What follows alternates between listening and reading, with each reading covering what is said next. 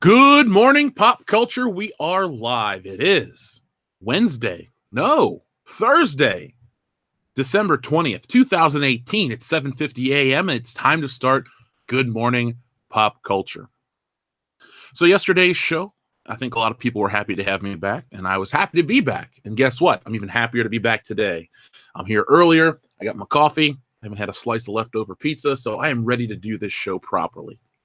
Today's show, like the title says, is talking about more Disney Star Wars cancellations. I found an interesting article over on Cosmic Book News, which I'm going to turn a good chunk of this morning show into its own separate video. Just for a heads up for those wondering, I am working on a response to Forbes, which will be out tomorrow, so be on the lookout for that. And we'll have some other things coming your way really soon. But today we're going to be talking about the Star Wars cancellations, a little bit more about the lack of Star Wars demand in the marketplace as another brand of Star Wars toys gets the axe. We're also going to be talking about good news from Spider-Man, which is making me happy. I'm going to tell you guys something that I thought I'd never say on the show. And then we're going to close out the day with some other stuff. So, as always, Good Morning Pop Culture is the best way to start your day on the road to Christmas 2018. While we wait for the 200 to roll in. Yesterday was a big shopping day for me. I had to pick up or order our ham, do some last minute shopping, took grandma out, took care of business. Now I can thankfully say all I got to do is focus on the podcast, the videos, the YouTube channel, which is my favorite thing to do. So no more outside interferences. So tonight is episode 153 of World Class Bullshitters. It's our year-end spectacular. So make sure that you guys watch that with us live, because we're going to award our favorite movies of the years, our favorite games, TV show episodes, all kinds of stuff like that. And later today, there will be polls starting to pop up over social media, Facebook, Twitter, YouTube itself. I don't know if Instagram has a poll. I don't even use our Instagram. So if you see an Instagram post from World Class Bullshitters, it's Nick. But prepare for that, because tonight is a very interactive show. We want to end the year with a bang, so why not? Why not talk about all the big hits? A good way to look back on the year, more than just the year that broke Star Wars, the year that woke up Marvel, the year that's setting up Marvel to go full broke in 2019. There's all kinds of great shit to talk about tonight. So make sure that you guys join us. We're going to have a lot of fun. So I think, wow, we are almost there. Shit, 192. 8 more. I love when this happens. When we started the High Council the other night, we started at 2:36. If I could start Good Morning Pop Culture and 500 people were there, oh, God damn it. We would start even earlier if we had to. That's exciting. And we're already at 200. Wow, 3 minutes. It's a new lap record. All right, guys. Well, you guys want to really talk about this Star Wars information. So, Star Wars, the thing that brought us all together. Star Wars, the thing that can't tear us apart. Star Wars, it's a movie. For those wondering why I missed out on Doomcock's stream, I had intended to be on Doomcock's stream, but I hit it kind of hard at the gym and I fell asleep at 9:30 yesterday. So I was asleep from 9:30 till about 7 o'clock this morning, and I'm still really sore. So I apologize. I haven't even told Doomcock I fell asleep. I'm going to tell Doomcock, hey, man, sorry I fell asleep. He's cool, so we'll be fine. We'll talk in the new year. But that is the answer. That is the reason. I fell asleep. I was so tired. I'm going to take a nap some point today. I could use one. Shit, I could use a nap right now. Could you guys wait here for a while? Sessions and stuff. I'm going to go take a nap. No, we'll continue the show at some point. No, we're not. We're going to start right now. So, Disney resetting Star Wars. It's just what I always wanted. Following the poor performance and reception of Star Wars The Last Jedi as well as Han Solo, Disney has placed the movie franchise on hold and has now said they're resetting the Star Wars universe, giving fans time to heal. The news comes as a result of it learned that Disney has now canceled Lego Star Wars Day, the popular annual event held during the spring at Legoland, California. The Star Wars fan site Rebel Scum offers that Lucasfilm stated 2018 would be the last year they do Lego Star Wars Day. In addition, the site reports an unnamed source at Disney has suggested that motivation was to refocus the expenditure and limits of Star Wars exposure to reset the franchise and allow fans to heal.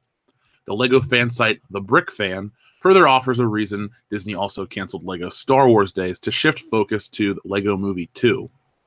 It's also said while there could be a chance for LEGO Star Wars Day to return at some point in the future, that in its current form, it's done for. News of Disney canceling LEGO Star Wars Day has potentially resetting the franchise doesn't come as much of a surprise, which is due to the huge failure of Kathleen Kennedy and Rian Johnson's The Last Jedi. In the wake of The Last Jedi's failure, which subsequently saw the Han Solo movie as the worst performing Star Wars movie ever, Disney CEO Bob Iger said that Star Wars movies will be slowed down. And it is also known a new movie franchise, though thought to be from Rian Johnson, has been placed on the back burner or canceled. Ooh. While the films are on hold, Disney is now focusing on Star Wars TV shows for their upcoming Disney Plus streaming app, which includes Jon Favreau's The Mandalorian series and Rogue One prequel starring Diego Luna, reprising the role of Andor. Star Wars Episode 9 gets released in December with no new films in the active development. Okay, so this was posted today. Now, admittedly, the verbiage on this article is not very good. Okay, it's bad. But Rebel Scum is a reputable source. I would trust Rebel Scum. I may not agree with everything they say, but Rebel Scum is arguably, well, I'd say it's a two-way tie. There are two Star Wars toy sites that I consider very trustworthy: Rebel Scum and Jedi Temple Archives. And the guy that runs Jedi Temple Archives, Paul, is a little bit of a drama queen, but I do love the dude. He's fun to read and talk to. So, Cesare Japan, thank you very much for your first super chat of the day. Too little, too late, Lucasfilm. Hey, damn right, it's too little, too late. I think there is a group of people on the inside that know more than we do, and Disney knows the most. Somebody down in the comments section of this article made a very valid point, at least in my opinion. The Last Jedi was like the iceberg that the Titanic hit, and you didn't sink instantly, but after some time it became a catastrophic event. That's where we are right now, in the middle of a catastrophic event. Now, I'm not done talking about how Star Wars is ruining other brands or hurting other brands, because we'll talk about something that was so hot a couple Christmases ago, and it's finally being canceled. And if I can find the image, where's my damn phone? How do I lose my phone? I'm in a desk. Well, I've somehow misplaced my phone.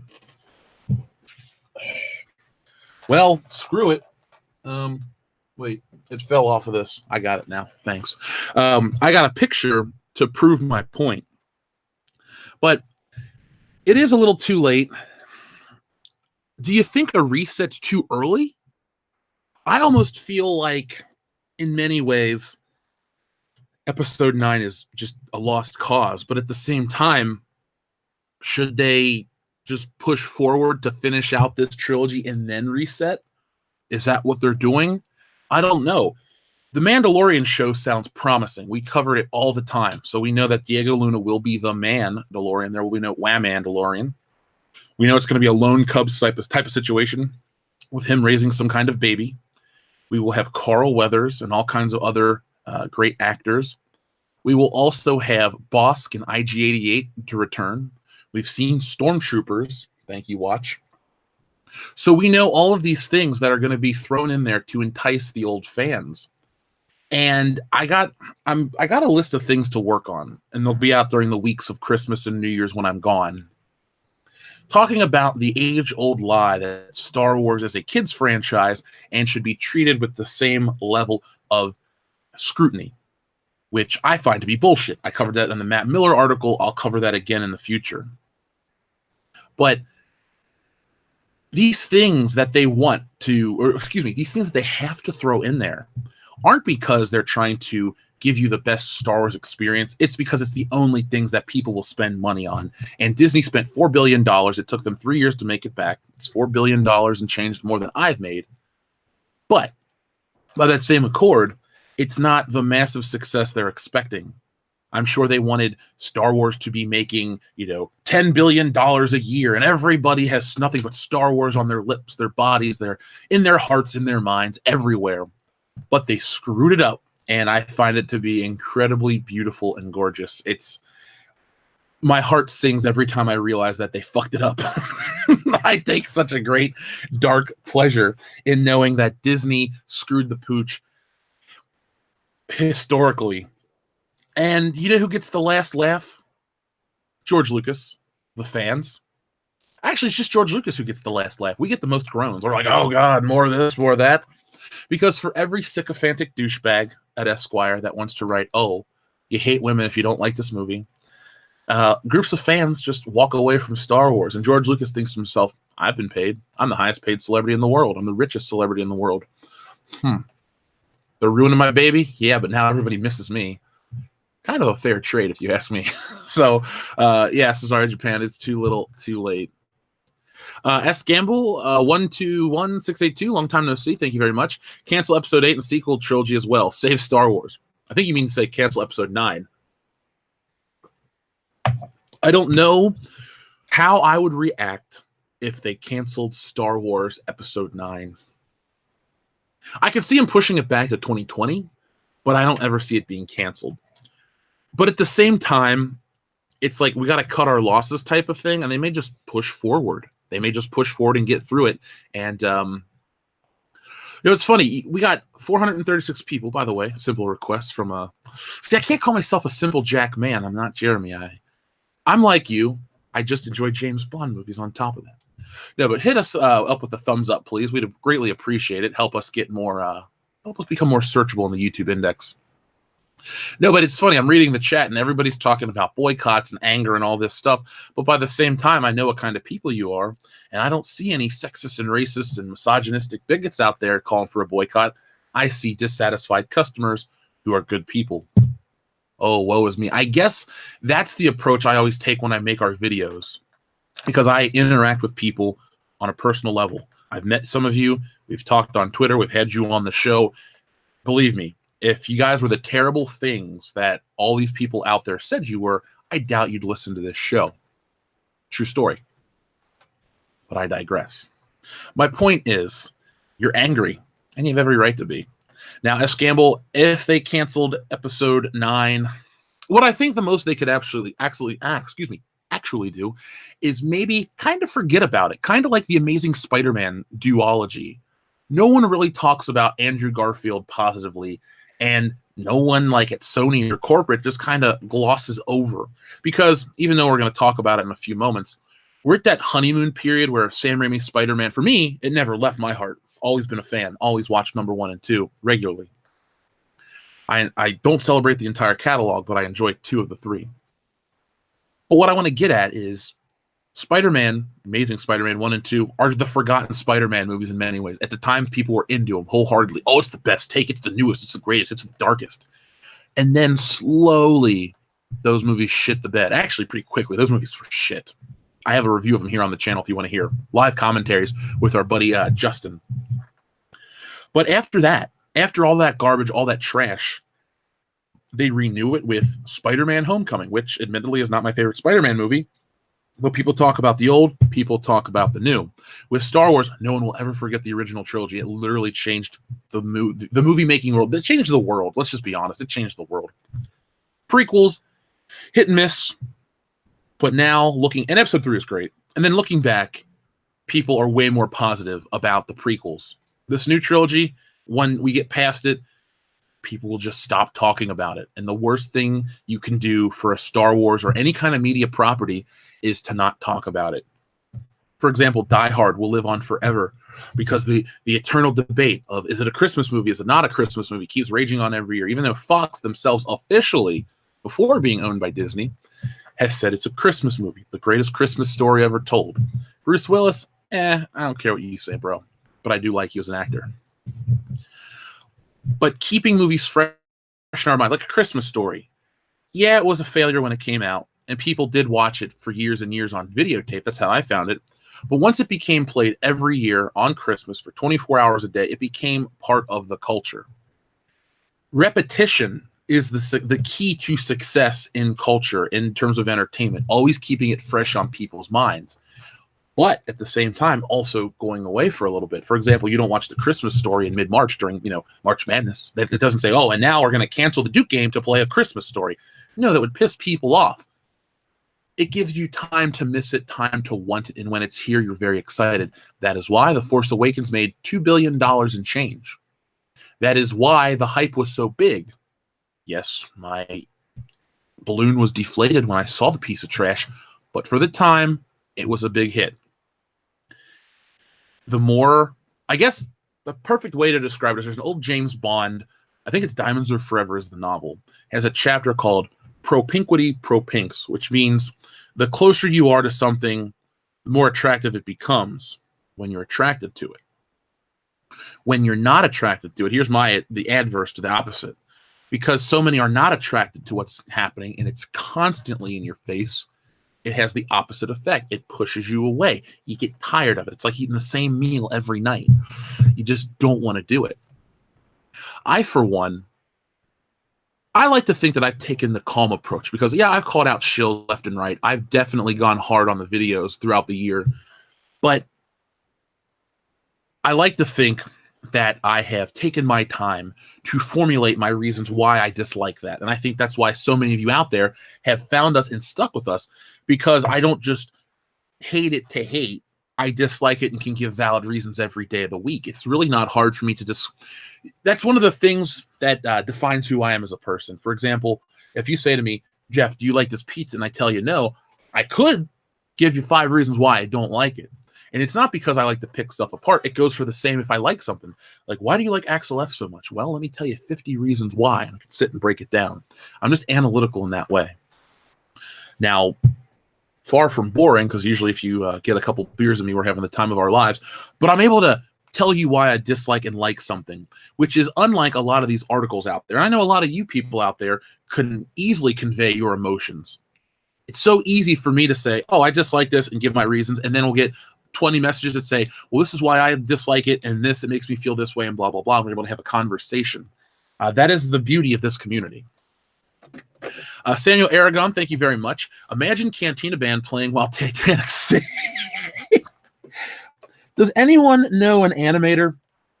Because I got a couple ideas, and I think we should do a Star Wars animated parody about Disney ruining the franchise. I'm going to put it here on the channel. If anyone out there can hook me up with some YouTube animators, we can raise a GoFundMe or something to fund our Star Wars parody animation, and that would be incredible.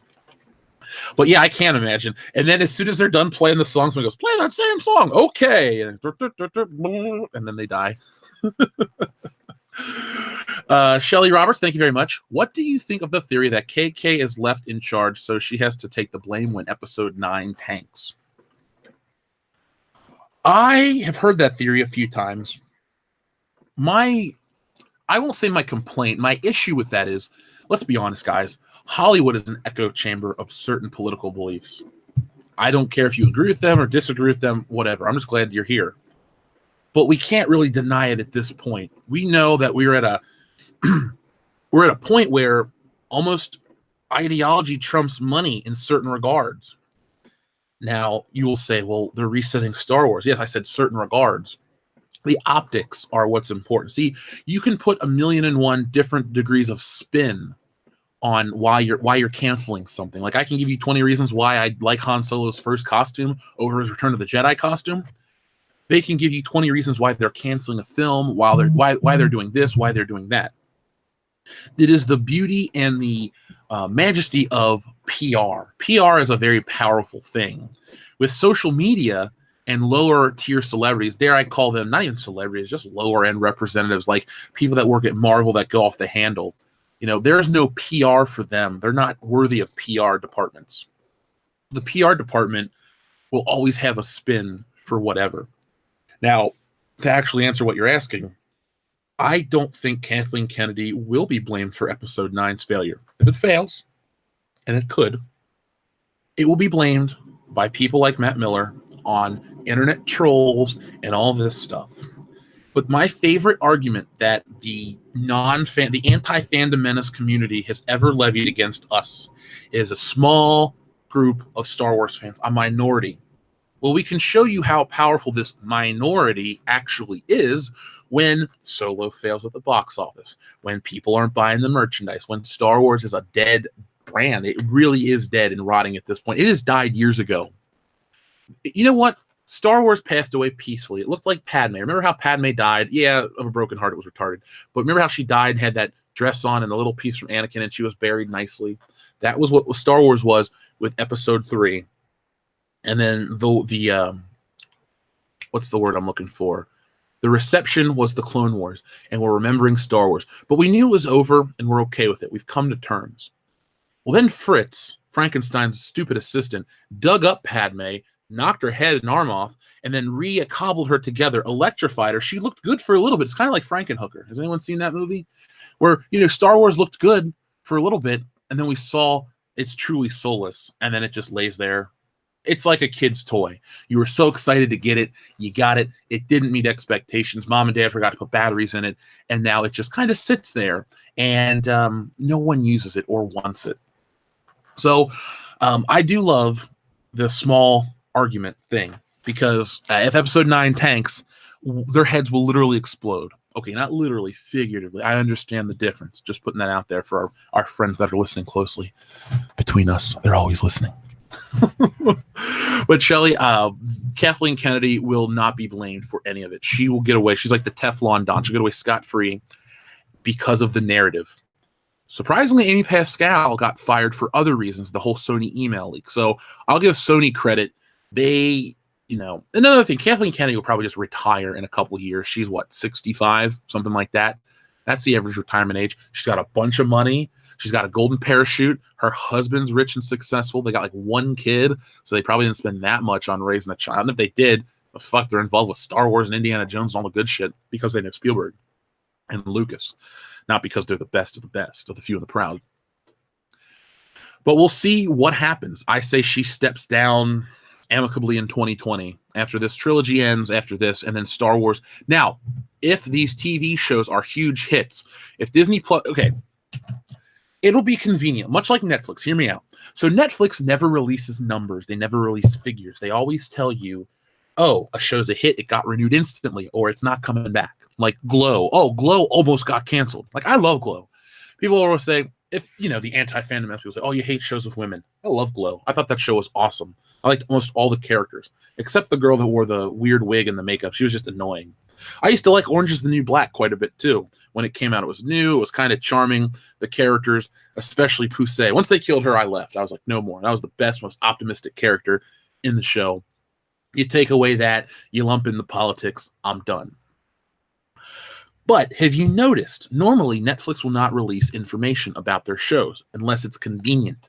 They will talk about Luke Cage dipping. They will talk about Daredevil dipping 50%. They will give numbers when it makes sense.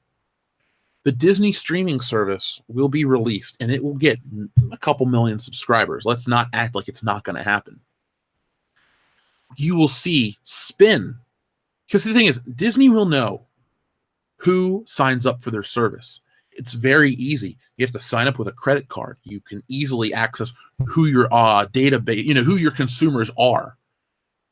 We know just on YouTube analytics alone that we're 95% male audience from ages of about, 17 to 45. So we know who our target demographic is, and we don't even pay for that shit. Disney, the biggest media company in history, definitely knows who buys their shit. But they will twist it to tell you that, 4 million people signed up on day one just for Star Wars The Mandalorian. And they'll try to revive that Star Wars hype. And yes, you will get your people on certain websites saying The Mandalorian is the most important part of Star Wars lore since 1983's Return of the Jedi, blah, blah, blah. And you'll get people that act like it's the greatest thing in the world. And they'll be so excited and they'll sign up. And then they'll watch it. But you got to take into account and be honest with yourselves how many people are watching the Disney streaming service for their kids so they can be, well, I want to bang so-and-so. I'm going to put this on for the kid and we're going to go have fun. Or, for example, oh, it's the weekend and I need to cook. And, I can't really watch little Jennifer. What am I going to do? We're going to put on the Disney streaming service and, it'll stream Toy Story 1, 2, and 3 instantly. And the kid will be entertained for almost 6 hours. I firmly believe that will be the mass appeal of the Disney streaming service, a digital virtual babysitter, because the Disney brand has gone out of their way to make sure that they do not put anything offensive. Now, I'm not saying you need to be offensive for offensive sake, But I like when movies have the balls to try something. Like, did you know that Indiana Jones and the Last Crusade is censored from its theatrical release? I bet you didn't know that. Now, I wouldn't consider Indiana Jones a kid's film, but I would consider it a movie for everybody, much like a Star Wars, much like a Back to the Future.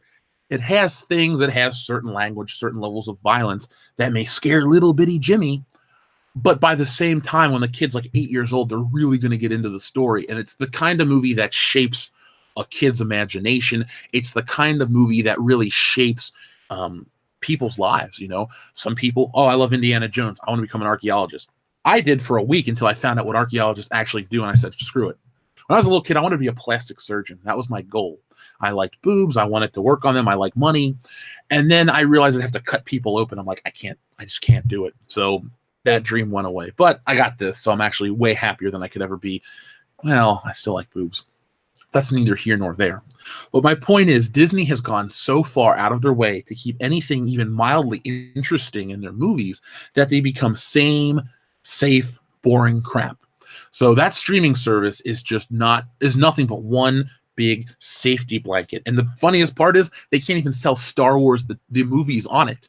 They can't sell the originals. They can't sell the prequels. They can't even sell a good chunk of this new trilogy. They have to sell it on Solo and The Mandalorian and whatever Cassian Andor show is. And if you go based on how many people are buying Cassian Andor products and Rogue One stuff, not a lot.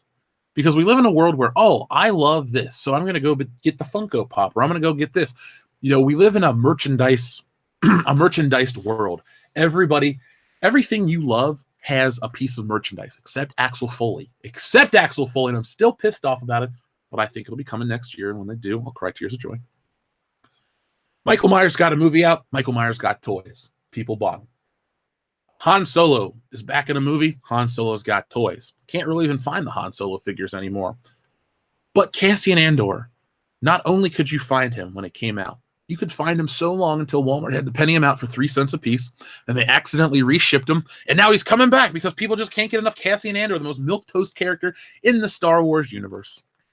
By the way, shout out to 771 viewers. Holy shit. That's a lot of people watching. Good morning to everybody. Thank you for joining Good Morning Pop Culture. S. Gamble says, correction, cancel episode 9 and sequel trilogy, save Star Wars. I think I understood what you're saying, S. Gamble, but yeah. Save Star Wars, I think, is the, you know what we should all do? If anyone's going to Star Wars Celebration, I got it. I got what we're going to do to get the attention. Everybody here seen Back to the Future, correct? Remember the Save the Clock Tower lady? Save the Star Wars, save the Star Wars. I'll get a giant thing of flyers made, and everybody goes out there, and they just give out a flyer, Save Star Wars, and we let everybody know why Disney Star Wars is what it is and how bad it truly is. That would be probably the most fun we could possibly have. Save the Star Wars. I'll do it. I'll get a light blue flyer printed up. It'll be like it, on December 18th, 2015, lightning struck Star Wars and killed it dead, and blah, blah, blah. I'll do the whole thing. If enough people are interested, we'll make it happen. Rocket Insano, thank you very much. Every time I see your name, I think of Captain Insano, and Captain Insano shows no moisey. Can't wait to get attached to a character I know gets decapitated as a backdrop to a much more important scene in a movie I really didn't like. Oh, Jango Fett. Yeah, Lucas had a bad habit of killing off his best characters in the prequels. They introduce the new villain. They base their marketing campaign around him. Like Darth Maul was episode 1's marketing campaign. He was on the toy boxes. He was everywhere. And you saw the trailer with the double-edged lightsaber. You're like, what the hell is this? I'm there. And that scene kicks ass. Even almost 20 years later, I still get pumped up. I'm like, yeah, the lightsaber duel. And it turns on and you're ready to go. Awesome. Maybe the second best lightsaber duel in all of Star Wars. Definitely nothing from the Disney era. They're not even good. Let's be honest with ourselves. There's some goober in the woods who cries with his cross-guarded lightsaber, some space janitor, a spanator, who doesn't even know what he's doing. Then some girl just grabs the lightsaber and kicks the dude's ass, the villain. Oh, wow, he's so powerful. And then what happens in the next one? Well, there's not really a lightsaber duel. It's just a force projection, blah, blah, blah. The end. Disappointment. At least with Star Wars, the prequels, your lightsaber duels, for the most part, built up and had a huge climax, and then Qui-Gon dies. Then Obi-Wan goes in there full of rage, fights him down, and then finally, at the last minute, 0 hour, he uses the Force to trick him, and that was awesome. I want to watch it right now. We just watched the prequels. I'd watch that with everybody right now, the lightsaber duel alone. Same with Jango Fett. Same with General Grievous. Now, General Grievous, I don't think was that interesting. No, I take it back. He was interesting. I don't think he was that well executed. The lightsaber duel was awesome, and the whole chase. But I don't know, the cough and the whatever. I don't hate him. I love Episode 3 underneath it all. I think it's a great movie. But they do have a tendency, a propensity to kill off their best characters.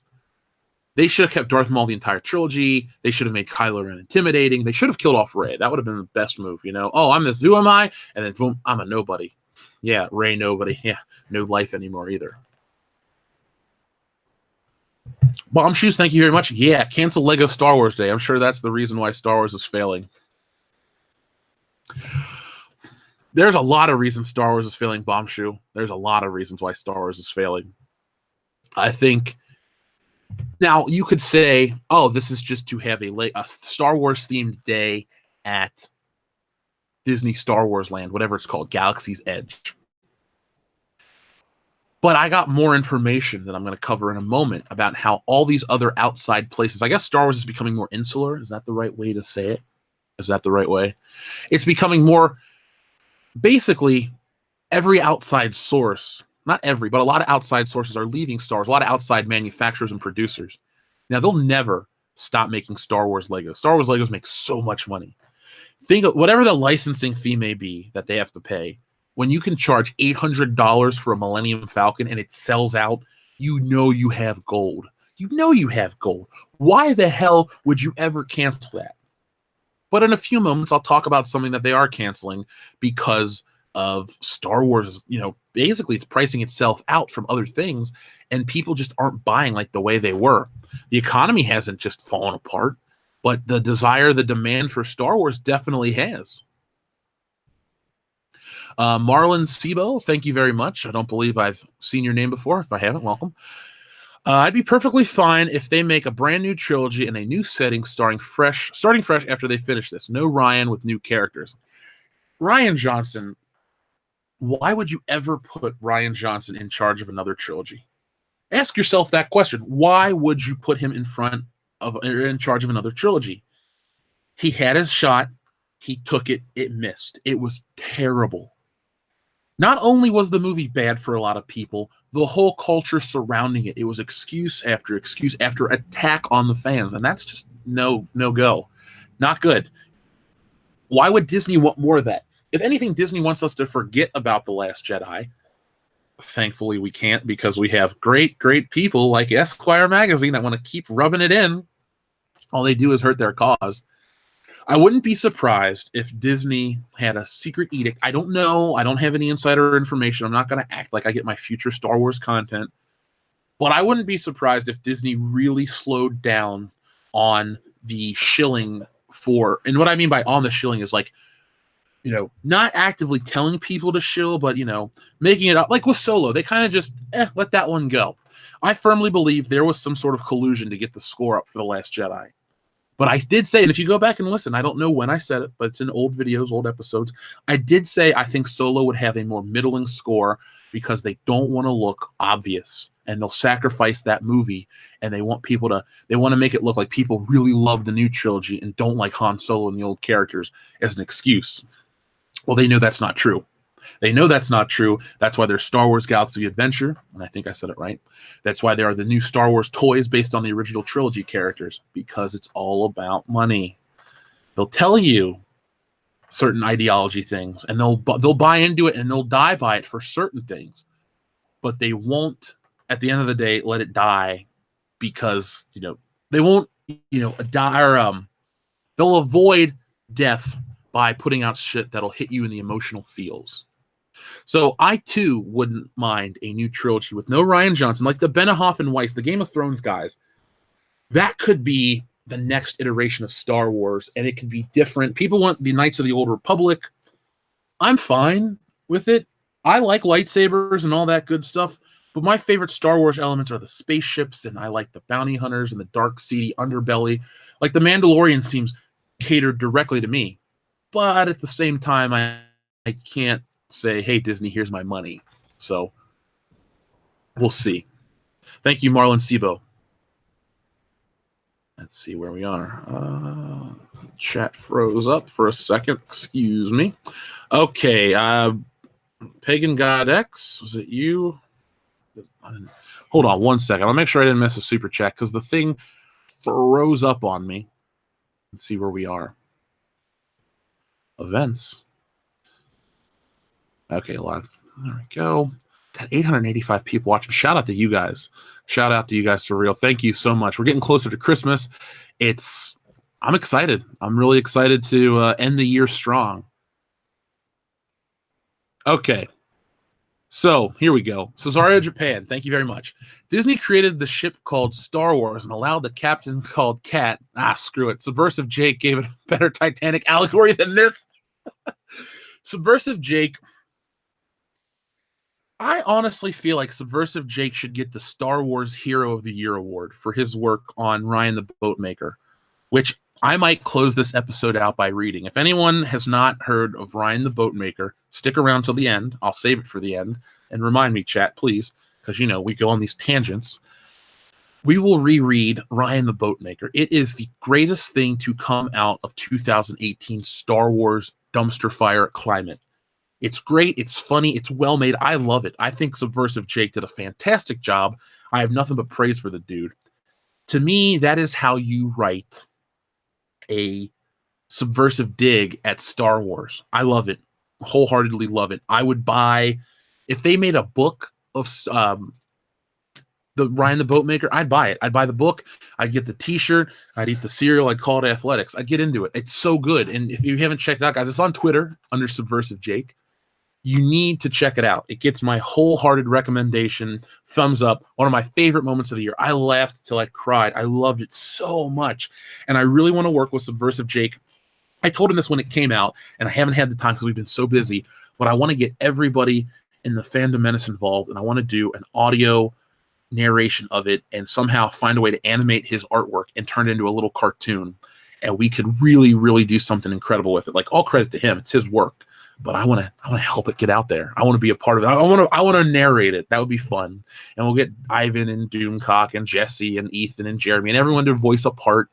Hell, maybe we'll see if we can get Billy D. Williams on to voice a part. He's not that expensive. We had a £5 message retracted. Thank you very much. Pagan God X. Okay, so here we are. I didn't want to. I'm glad I went back and checked out Cesario Japan's. Pagan God X. For a small vocal minority, we sure struck a large banana in Lucasfilm's tailpipe. I love it. I love it so much. Beverly Hills Cop. God damn, I love that movie. But yes, the trick to all this is perseverance. It's the trick in life. You guys want something, you know what it is. You persevere. You keep chipping away until it all falls into your lap. That's where a lot of people are on YouTube right now. Now we're working towards something even bigger. So some people say, man, what a great year you've had. Yes, fantastic year, huge success. We're still going for bigger.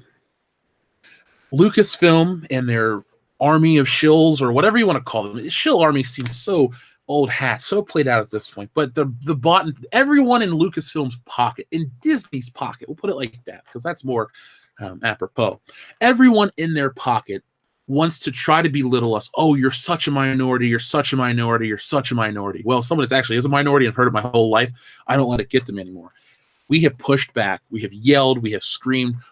But the best part is we've yelled, they've heard, because our screams aren't just rage. They're valid points. And a lot of other people hear it too. And a lot of people feel, you see certain movies and you feel lost. Like sometimes you go see like the Avengers and you have a great time and you're all connected with everybody and you feel like I'm part of this community. And then sometimes you go see a movie like me with episode 7 and everyone around you's happy. And I'm just like, what is happening? And I'm out there looking and everyone's all drunk on the nostalgia and the hype. And then episode 8 happens and more people are like, that sucked. And they were just making sure that they weren't the crazy ones. And the small vocal minority ain't that small. that tailpipe, you know what happens in the movie, right? The car clunks out and Axel Foley gets away. Star Wars is about to clunk out and we're about to go away from Disney. I saw an article too that I'll try to pull up before the end of the show, how Disney's Fox deal should be done by the end of the year, or excuse me, done by the beginning of 2019, but certain parts of the world aren't having it and they can't sell off like 21 sports teams. Maybe this is the point where Disney attempted to get too big at one point in time and it could hurt them. We'll see. They have what, $100 billion in cash reserves, so they're not going out of business. But they have had failures before. And when they have failed, entertainment was the best. The Pui, thank you very much. Morning, Jeff. P.O. Box stuff should be here on the 22nd. Awesome. Well, the Pui, I will go check. I'm gonna go tomorrow for sure, but I'll try to go back and check out on, that'd be Saturday. They're open till 1 o'clock. I have time in my schedule tomorrow to go. I don't know what I'm doing Saturday just yet, but if I forget, know that I will check it out on Tales from the P.O. Box. For those wondering who are listening right now, what do we got? All 891 of you. We have a P.O. Box here, and I have one video, Tales from the P.O. Box. We just started doing this. And on Christmas Eve morning, we're going to have a Christmas episode where I see what everyone sent from the P.O. Box, and we'll talk about it and have fun. We'll talk about Christmas. We'll do all that kind of good shit. It's a celebration. It's a little digital online party. So join me on Monday for that. It's going to be a lot of fun. And the Pui, as always, thank you. Your little Han Solo is just chilling right here. That's his feet hitting the ground. I love that little toy. Rethialine, thank you very much. There once was a barmaid from Sale. On her chest tattoo, the price of ale. And on her behind, for the sake of the blind, was the same information in Braille. I don't think that was Braille, Rethialine. Thank you very much, dude. Thank you very much. I love your limericks. Seriously, you made this week's High Council. Like, while we're talking about the depression of Star Wars and all this stuff, it's like, hey, here's a joke. And everyone worked, dude. Everyone worked. We had you on a Return of the Jedi stream. Remind me to have you back on in the new year. I just want to shoot the shit with you, man. Even if you don't want to do it on air, we'll just shoot the shit and talk. Eddie Max Vandor, thank you very much. Boobs are awesome. Yeah, they are. By the by, Hellboy trailer's out. I did hear that the Hellboy trailer was out. Apparently it leaked and then they officially released it or something like that. I haven't had a chance to check it out. While I love comic books and all that fun stuff, I'm not really a Hellboy fan. I own the movie on Blu-ray, and I like Mike Mignola's artwork because it's cool to look at the contrast and black and white shadow work. But other than that, I'm not excited, and I'm probably not going to go see the movie. But I like David Harbour, so who knows? It could be great. Mukti, thank you very, very much. They're doing a live-action Lady and the Tramp for Disney streaming, and one of the characters is going to have a gender change. The character of Jock will now be Jackie. Okay, even if the gender change seems like, why? Here's the bigger question. Why do a live-action version? Every one of those live-action dog movies that, like, where the dog has, like, a CGI mouth, like, that's like not Nutty Professor, excuse me, Dr. Dolittle level shit. And even in the 90s, I thought it sucked. When I was 10 years old, thinking, oh, this is going to be a great movie. No, little Jeff had to go see Dr. Dolittle. I wanted to go see Halloween H2O, but I couldn't get in because I was 10, no matter how tall I was. I still looked like I was 10, just a really tall 10-year-old. But I'm afraid Disney is going to water down their streaming service with really crappy titles, or they're going to overextend themselves in terms of, well, we have 20 new projects that are going to launch. Yeah, but you have to pay for all 20 new projects. And I know your Marvel movies make you a bunch of money, but we know what the box office is. We got to take into account the budgets, with the actors' pay and marketing and all this other stuff. They may be clearing $300 million in profit from Avengers that made $2 billion worldwide. We don't know the exact numbers to the dot. I'm just throwing out there. Even if it's $500 million in profit compared to the $2 billion it brought in the grosses.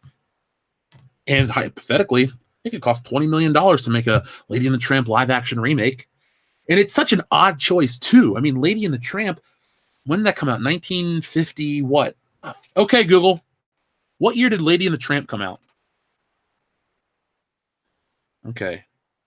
Oh, well, it didn't want to tell me. Okay, Google. What year did Lady and the Tramp come out? It was... Wow. Okay. It almost said it. Never mind. It's not even that important. Lady on the 1955. There we go. So it was a 1950s flick. It was a 1950s flick that it's what 63 years old at this point. How many people are really calling for a remake? It's such an odd choice. But if it's a hit, it's a hit. Whatever. I don't know. I don't know what to say. But gender swapping never really works. It'll be such a small element to it that no one will really get up in arms about it. But at the same time, not enough people are going to sing its praises. Like everyone's going on about Lion King and Dumbo and Aladdin. By the way, Aladdin looks terrible. Those things aren't,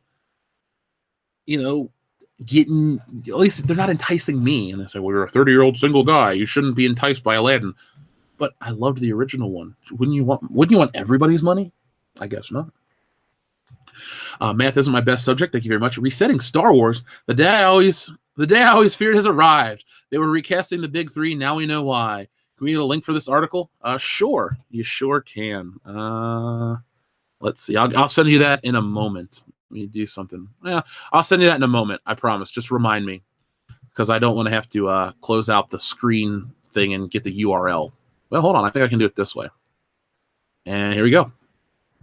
All right, so check the chat in 3, 2, 1, boom. It should be right there. There you go. There's the link. So back to you guys. What are you saying to me? Where'd it go? Shit. There we are. We had another 5-pound retracted message. Again, thank you very much. Star Wars Antics, thank you very much. I'm posting Mall Scene on Selena Scene Facebook today. I love Selena Scene. Are you the dude? That's one of the best things on Facebook, man. Always makes my ass laugh. Thank you for all your hard work. Rocket and Say No, thank you very much. Only way to save it, Star Wars Episode 9, is from a bad dream. It's gonna take more than waking up. Now, if we're watching Star Wars Episode 9 and they go, it was all a dream, and they start playing that Biggie Smalls song, I may forgive everything they've ever done. But no, that's not what's going to happen. Shelly Roberts says, this article feels a bit like wishful thinking. You mean connect the dots, la, la, la, la? Or stretching, if you will? Like I said earlier, if it comes from Rebel Scum and it comes from Jedi Temple Archives, I trust it. They've been around for such a long time, and the resetting thing is coming from a quote from Rebel Scum. So I'll give them the benefit of the doubt. The Cosmic Book News thing, if you listen from the beginning, even I said the article was not the best written piece of journalism, but the sources from Rebel Scum are legit. Jeff the Iron Elf. Hey Jeff, why Disney is pushing so hard? Why is Disney pushing so hard? The mouse is going to be public domain in 2020. Why they grabbed Lucasfilm and Fox? Didn't George Lucas, though, alter the way copyright law works or something? So after so many years of becoming public domain, it's not the case anymore. I don't know exactly what's going on, but I think Disney's greatest acquisition was Marvel, because they had so many characters. Star Wars, you had such a small few, and they've chosen to ruin them. Also, when you're buying up Fox, I guess they're going to make a bunch of money on the back end of catalog films. If you guys don't want to give money to Disney, go out and pick up your favorite Fox movie soon. Like if you've been on the fence about getting a copy of Alien or something, get it now before they get their cut, or buy it in the secondhand market, like on Amazon, stuff like that. Stuff that they've already been paid for. Amazon's already paid for your copy of Alien or this or that. So just be prepared for the super ultimate Disney censored edition. Let's see. Gerhard von Staden says, sorry if I missed it, but do you plan on canceling your Patreon? Because I'm still very much looking forward to my Patreon request discussion with you. Yeah, we're not canceling it.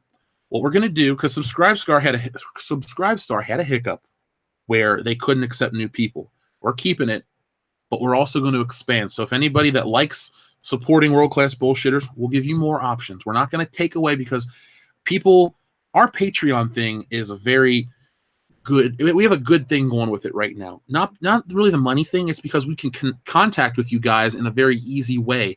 And if you've been on the show, you know how it works. It's very easy. We can post links. We can do all kinds of stuff. Don't worry, Gerhard. If I've said something to you, it's going to happen. If it's got a little delayed, I can't help that, and I apologize. But if it will happen, I'm not getting rid of the service. I'm not going to screw people over. We got a whole bunch of requests in the hopper that are waiting to get done. We just got to find a time for everybody. And don't worry, it's going to happen. I'm not getting rid of the service. So everyone that's stuck with us, everybody really has, maybe 7 or 8 people left. Thank you for sticking with us. We appreciate it. We appreciate all of you, and we give you guys a lot of content. Obviously, tonight after hours, we give you guys exclusive access to being on the show and stuff like that. So you'll have your discussion, Gerhard. Do not worry. It may take a minute, but we'll make sure it happens, and I guarantee you it'll be the discussion you've always wanted to have. So don't worry, man. Don't worry. Billy Ritchie says, what is your take on the Boy Scouts going broke?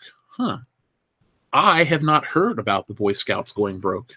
I was in the Cub Scouts for about 5 minutes in the 90s, and then I quit. I did not like it whatsoever. It was boring. I was one of those kids that didn't like having to do shit after school. Like I was a good student. I worked hard in school. I did my homework. I had A's. And then after I did my homework, I wanted to play video games or play with my toys or stuff. I hated going somewhere at like 7 o'clock at night. From 7 to 8, we're having a meeting or a den meeting, this, that. I hated that shit. So I got out of it real quick. Now, I did not know that they were having financial issues. The last Boy Scouts information I heard was about the Boy Scouts having to include girls. And that was the case. So let's see. All kinds of people are talking about Boy Scouts. Let's see. Bankruptcy on the table was Boy Scouts confront sex. Ooh. Yeah, maybe. Okay, if it goes bankrupt, well, then maybe they have some, there's some bad shit going on, allegedly, in the Boy Scouts. So I'm sure a lot of people were involved with it and had a good time growing up. I don't, it just wasn't for me. I don't want to go camping. I don't like the outdoors. I want to play Nintendo on the weekends and, drink Mountain Dew. Well, I hate Mountain Dew. Drink Pepsi and think I was cool, staying up eating pizza all night. Be like, yeah, I stayed up all Saturday. I didn't sleep on Saturday. And then sleeping all Sunday and then going to school groggy on Monday. That was my definition of fun. Not Boy Scout camps. Anything bad that's happened to people that is terrible, can't make a joke about it at all. By the same accord, not everybody in the Boy Scouts did shit. So I guess it's a time-honored tradition that people are going to be sad to see go. If you're one of those people, I'm sorry for your loss. Me personally, I was never invested in it. And, maybe Boy Scouts, if you would have sold cookies, I don't know. I do love Girl Scout cookies, Thin Mints, man. If you guys want to be my best friend, just mail us boxes of Thin Mints to the P.O. Box. World Class Bullshitters. P.O. Box 5069, Cincinnati, Ohio, 45205. Rethialine, thank you very much. There once was a couple named Kelly who got stuck belly to belly because in their haste they were... Hold on, I'll reread it. There once was a couple named Kelly who got stuck belly to belly because in their haste they used the library paste instead of petroleum jelly. I mean, I believe me, the heat of passion strikes, but glue, man. Jason Culture, thank you very much. Extra super chat this morning to say Merry Christmas. Thanks for everything in 2018 and to wish the channel a lot of growth in 2019. You defend the harmless fans from attacks for disliking a film. Thanks. Adjacent Culture, thank you. I appreciate that. And it's just nice to hear that people do like what we talk about here on the channel. This year's been incredible. I could go on about how excited I am, but I was talking to my mom yesterday after dinner, and she's like, yeah, you seem a lot happier, this and that. I'm like, yeah, Mom. Everything's come together. This channel's great. I got a lot of great people that listen to us. I like doing this, and I like doing it in the next year, and then the year after that, and the year after that. So, Adjacent Culture, thank you very much. I believe we spoke over on Patreon the other day, so I hope my message got to you, or you saw it. And I appreciate each and every one of you guys out there, and ladies. I know like 5% of you are ladies, but still, I appreciate each and every one of you. So if you guys could hit that thumbs up button, We got 900 viewers. Jesus, this is like a high council at 8 in the morning, almost 9 in the morning. I guess people are off work. Cool. So thank you very much, Adjacent Culture. And yeah, Christmas is going to be awesome. I don't really have anything I got to do. If there's a Star Wars trailer, awesome. If not, I'm going to drink some Christmas wine and enjoy ham and cheesecake and whatever else we have. I'm actually responsible for desserts. I get to decide what we have. So that'll be fun.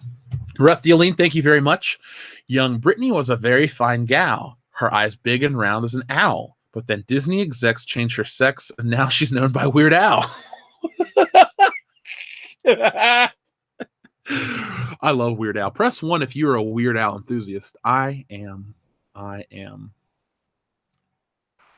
So, let's see. Everybody out there, tell me what time it is. Glad you guys are loving the show. Shelly Roberts says, Pepsi, I may have to unsubscribe now. It was 97. It was 97. Come on. I haven't had a Pepsi since, I don't know. I don't know. If I was drinking, I probably had Pepsi mixed with my something. But I haven't had Pepsi in a while. Let's see. We also had Brandon Moist that says, thanks for an incredible year of soy-free content. I can't do it. You know, yesterday I was looking at stuff that's heart-healthy foods, and one of the things that popped up was edamame or soybeans, and I thought to myself, what's better, a healthy heart or having soy in your body? I actually had that thought for a minute. I just chuckled. I was like, God damn. Brian Singer, thank you very much. Hey, World Class BS. FYI, those 7 people only temporarily left to watch Ryan the Boatmaker like I did. Well, Brian Singer, thank you very much for coming back to the stream. I appreciate that. I also appreciate your Big Lebowski icon. We don't get to talk about how much I love that movie enough, but I do. And I can't listen to that song just dropped in to see what condition my condition was in without thinking of the dude doing that dance on the stairs. 10 out of 10 movie. It's my top 10. It might be number 5. I can never figure out the number 5 spot for that list, but it's high up there. So let's talk about the next piece of Star Wars news. Now, this goes hand in hand with our channel because a lot of people have found us. Yes, The Last Jedi did what it did, and that's, bad. But a lot of people have found us through our Star Wars toy videos. And I talk about Star Wars toys all the time because, to me, the health of the Star Wars brand is dictated by the merchandise. And even our buddy Matt from Esquire will agree. He goes, oh, it's a freaking kids movie made to sell toys. Okay, Matt, well, if that's the case, if you want to play it like that, well, the toys aren't selling. We have proof. We see numbers are down from Hasbro. I believe the executive or whatever, one of the heads just got fired and replaced. They laid off, 1,500 people, something like that early in the year. All the facts are on our previous videos. We covered them. We had news articles. I don't make up shit. I don't pull numbers out of my ass. I got the times. I got the dates. It may take us longer to make videos sometimes, but it's always there. So does anybody remember back to 2015 when everybody wanted this stupid BB-8, this Sphero BB-8? Lucasfilm Sphero will not be renewing their Disney license. It will expire in 2019. So that means Sphero BB-8, Sphero R2-D2, as well as Spider-Man and Lightning McQueen will no longer be produced. Now you're thinking, oh, this is just a licensing agreement that's canceled. It's expiring. It's just toys, blah, blah, blah. But hear me out. I had seen these things clearanced for about 80% off. Let me see if I can find the picture to share to Twitter real quick. Because I saw these and I thought, these were the most in-demand things ever. And now nobody wants them. To me, this is indicative of Star Wars in general. They get out there, they pump out this stuff, high price, people get excited, they experience it, and then they don't like it. And where's that image at? I'm trying to find it for you guys to share. Let's see, I saw it around Thanksgiving. Okay, oh, it's a little video. I can't share that on Twitter. I'll share it. But these little Sphero things, they're 80% off. Originally $74, now $16. BB-8 was $149, $30. R2-D2 was $199, now $40. Excuse me, Battle-worn BB-8. So these things get canceled out, they get clearance. They do not retain any market value. And the point I'm trying to make out of all of this is that the Disney license for Star Wars is astronomical. They're going to price themselves out from existing in the marketplace. You'd think, oh, well, maybe they're just trying to keep themselves They're going to do the toys themselves. Even at the Disney store, Star Wars has no presence. It's the weirdest property ever. Every other thing, fucking Toy Story's out every day. I can go buy Buzz Lightyear at every Walmart across America, in every shopping mall, in every Target. I can find Buzz Lightyear. And I like Buzz Lightyear. I'm not digging on the character. But who I can't find are characters from new movies that are out fairly recent. Like Toy Story 3 is what, 2011? It's 2018. I can't find shit from 2018 in stores anymore. And it's not because it's sold out, because it either never came out or it never appeared because of retail issues. So I find it very telling that these companies are slowly moving away from Star Wars. Star Wars will not be branded on everything in the future. Disney got away with it. They got away with their stuff with The Last Jedi last year, their pricing structure. And this year, they're not going to get that. They're not going to get that. And, well, tough shit, Disney. You did it to yourselves. Now, let's talk a little bit more about Episode 9 and its trailer, because this is the shit you guys care about. Star Wars 9 title and trailer release date delayed, and the fans won't like why. Now, this comes from Express, home of the Daily and Sunday Express. So I'm not in the UK. Disney enjoys making their fans wait and wait and wait. The build-up for the Avengers Endgame trailer dragged through most of the year and arrived at the last possible moment. This week, there were reports of the Spider-Man trailer, which has already been shown at the CCXP Comic-Con. Wow, people don't know how to spell Comic-Con in Brazil. It was imminent. The subsequent news, it would be pushed back, further reinforced all hopes that the Star Wars 9 trailer would be the first out of the gate. Unfortunately, unless they suddenly appear on Thursday, there's no way now that Disney will release anything once Mary Poppins hits cinemas on Friday. But what's the reason for this delay? The Hellboy trailer dropped 24 hours earlier than announced due to a sudden online leak. The trailer, along with that of Spider-Man Far From Home's teaser, has already been shown to preview audiences. Both also received their classifications and passes from the controlling trailer authorities. There have been consistent reports that Star Wars 9's teaser is finished and ready, but there has still no news or leaks of any official classifications necessary before a trailer can be broadcast. The report claims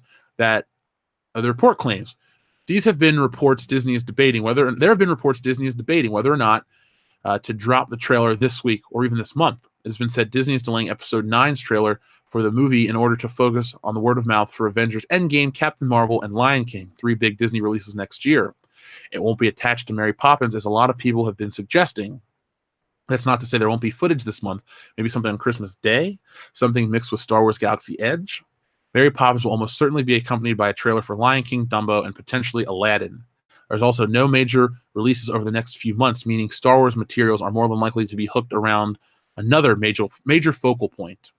The Christmas Day rumors connected to an eyewitness account of a commercial being filmed at Disney World for December 25th, which contained a reference to galaxies far, far away. However, this could simply be directed to the new Star Wars sections coming to a major Disney park. The next major potential date is the Super Bowl on February 3rd. Fans will be crossing their fingers. They don't have to wait that much longer. It's kind of a hefty thing to say right there. Now, if I'm going to be honest, the first thing I thought, guys, when I read this is, man, the competition for Star Wars is kind of heavy. And it's Disney. Disney has basically gone into competition with themselves. People say they're too big to fail, and I proved there are other companies even bigger that have failed due to other circumstances. I digress. The point I'm trying to make to you right now is Lion King, Aladdin, Dumbo, Avengers, Captain Marvel, and Spider-Man are all Disney or at least Disney licensed films. Those movies are going to make bank. Now, Aladdin, Dumbo, and Lion King are not for me. I'm not in their demographic. And that's fine. But those movies are going to be a hit, especially Dumbo. Dumbo, of the 3 I just mentioned, looks the most interesting. Depending on how artsy I want to be, I might like Tim Burton. I might not. I love Batman. I don't really dig Edward Scissorhands. I like Edward Scissorhands. I take that back. I don't dislike that movie. I don't like his Planet of the Apes. That movie sucks. But I do love that new trilogy. Holy shit. You know what? We're doing those in 2019. Planet of the Apes. We're doing them. Watch party, baby. Watch party. But Star Wars, I guess the Super Bowl would be the best time. Now, are we going to have a repeat? Remember, Solo was first seen at the Super Bowl, and we talked about that way back in February. And then the trailer came out the day after on Good Morning America, and holy shit, was it? It was an okay trailer, I guess. No, it wasn't. I hate Alden Ehrenreich's voice as Han Solo. Now, unlike Solo's trailer, which came out February, and the movie's out May, so 3 months, we will have 10 months for Episode 8's hype. Or excuse me, Episode 9's hype. I say they go full bore on Episode 9 hype post Spider-Man. They're going to play it out because you don't want to try. Look at people say, well, they can have hype for everything. Can they do? Or can they though? Dude, like I'm talking to some one person, but can they though? Let's be honest with ourselves. These websites like Cosmic Book News, comicbook.com, Comic Book Movie, all these other websites, these media sites, they only have so many articles they can put out about genre entertainment. Like Screen Rant does a lot of it, but they also have to talk about other things as well. It would just become too confusing. I honestly think Captain Marvel and an Avengers trailer in 1 week was too much, because to me, it's an indicative of what's going to happen with that film. Captain Marvel comes out. It may rub some people the wrong way. It may be a hit. I don't know. I haven't seen it either. I don't shill hard enough to get early access to these studios. So I got to see it when you guys see it, or I'll see it as soon as it comes out. But my point is, let's say this movie is a complete dumpster fire trash heap that nobody enjoys. Well, you know what? Only in 49 days will people stop talking about it. I feel like that is the end game with this movie. It's to introduce space and other shit and then shut up some people online. But I think they're going to go full identity with Captain Marvel, and this is just my guess, my take. And then we'll just have to bitch it out for 49 days until Avengers comes out, and then no one will care anymore. Sorry, Japan says edamame plus rice plus beer and rice cooker equals a good treat. I do want to get a rice cooker. I like rice. I like brown rice. I don't do white rice too much. Mupti, thank you very much again. Heading out soon to see Mary Poppins Returns. Please, God, don't let it be a complete rehash of the original. I have seen the original Mary Poppins twice. My mom likes it. For some reason, somehow that was the only Disney movie she saw in theaters as a kid. She wasn't old enough to see the original run. Well, she was alive, but she must have seen it on like a re-release or something like that because she was a little older. But she liked it. I saw it as a kid. Not for me. Now, it doesn't mean I'm not happy that you get to go see it. I don't like the worst thing for me is when you go see a movie like, okay, let's go back to 2006, Superman Returns.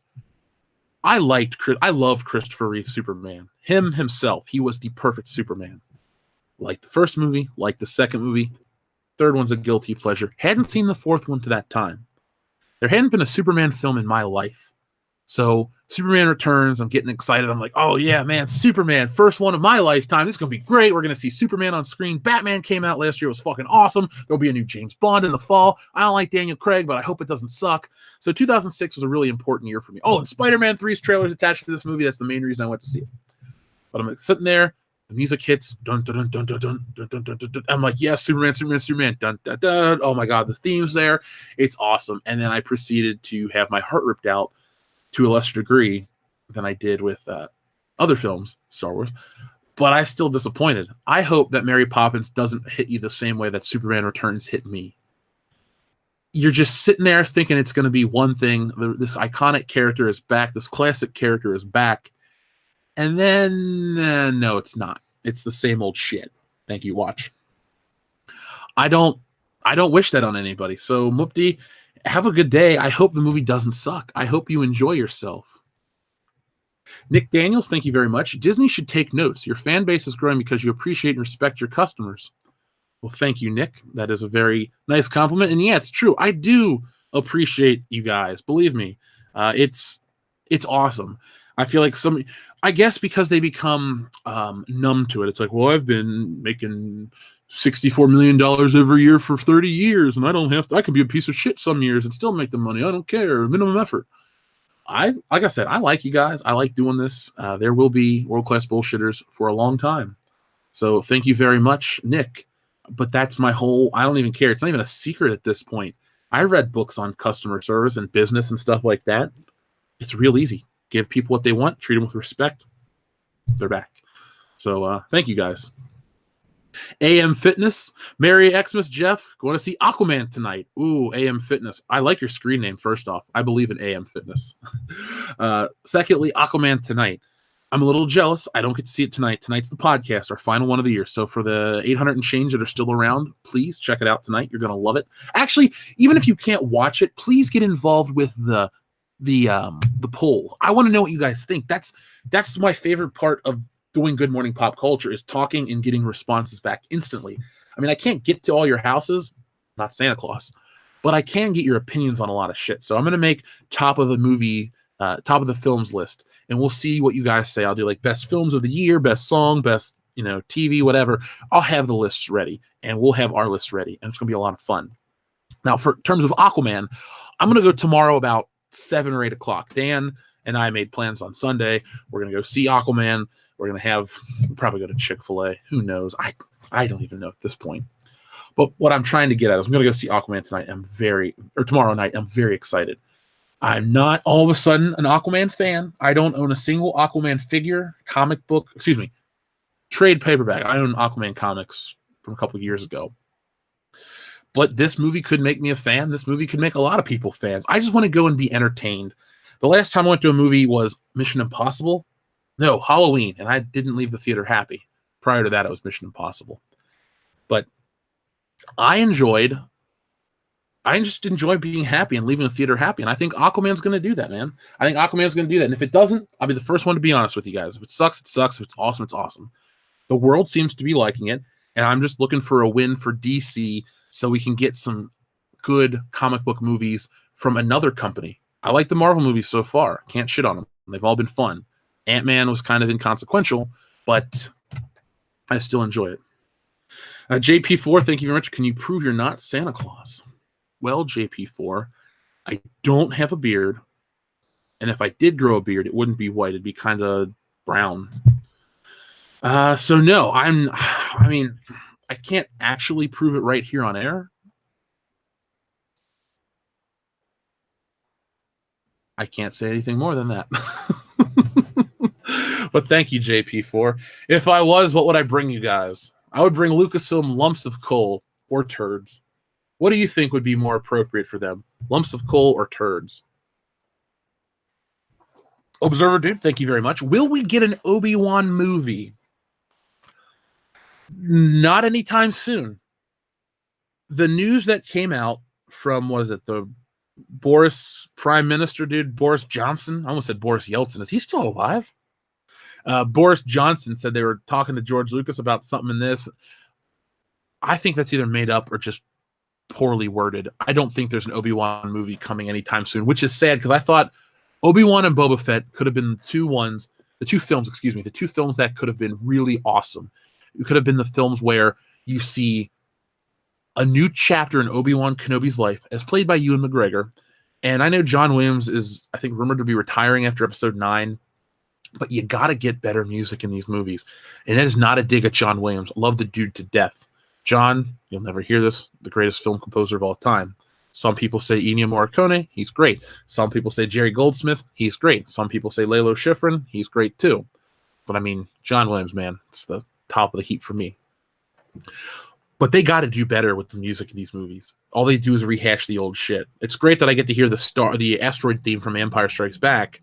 Can I hear something new? Nothing is memorable from these new movies in terms of music. We need an Obi-Wan movie to come up with a great score, to be Ewan McGregor, to be action-packed, a little scary, a little violent here and there. Not necessarily, Raiders of the Lost Ark violent, but I do think it needs to be Episode 2 violent. There needs to be some sand people getting chopped up. There needs to be some Obi-Wan versus other shit. He's a Jedi. He's going to probably have lost or gained a little bit of edge. And crime lords and all these things. Star Wars deals with some... I didn't know what a bounty hunter was until I learned about Star Wars. And then as an adult, you learn what a bounty hunter is. Like, it's not as glamorous as Boba Fett makes it look. So I don't think we'll get one, but it's the one I wish that would be made the most. So what else did I have planned for this morning? This show has been kick-ass. Thank you guys so much. Let's take a minute to talk about something that makes me truly happy and then something that makes me very angry the way it was discussed. So I'm going to show you guys something that literally made my day. I don't get to talk about things that make me so happy, but damn it, I'm about to. And damn it, I tried to get this earlier this morning and I couldn't due to technical issues. But do me a favor, folks. Take a look at your screen right now. What do you see there? You're probably looking at it and you see Spider-Man. And I say, yes, that is Spider-Man, astute observation. But more importantly, that is the Sam Raimi Spider-Man costume for Christmas from Insomnia Games. People are getting the Sam Raimi Spider-Man costume for PS4. Now, I am pumped because two things. First off, I fucking love those movies. Okay, number 1 and 2 are great. Those are my Spider-Man flicks. I got the Hot Toys doll, the action figures that came out when the movie was out. I played all the games. I consumed all of it. I didn't care that I was 18 in college. I still liked Spider-Man. I was drawing the pictures, all that fun shit. Now, the second part, and the more important part, is this is what happens when a company listens to its consumers. If you were to go back and read any of the message boards or the comment sections on websites where they would announce all the new suits, everyone says, where's the Raimi suit? Where's the Raimi suit? Where's the Raimi suit?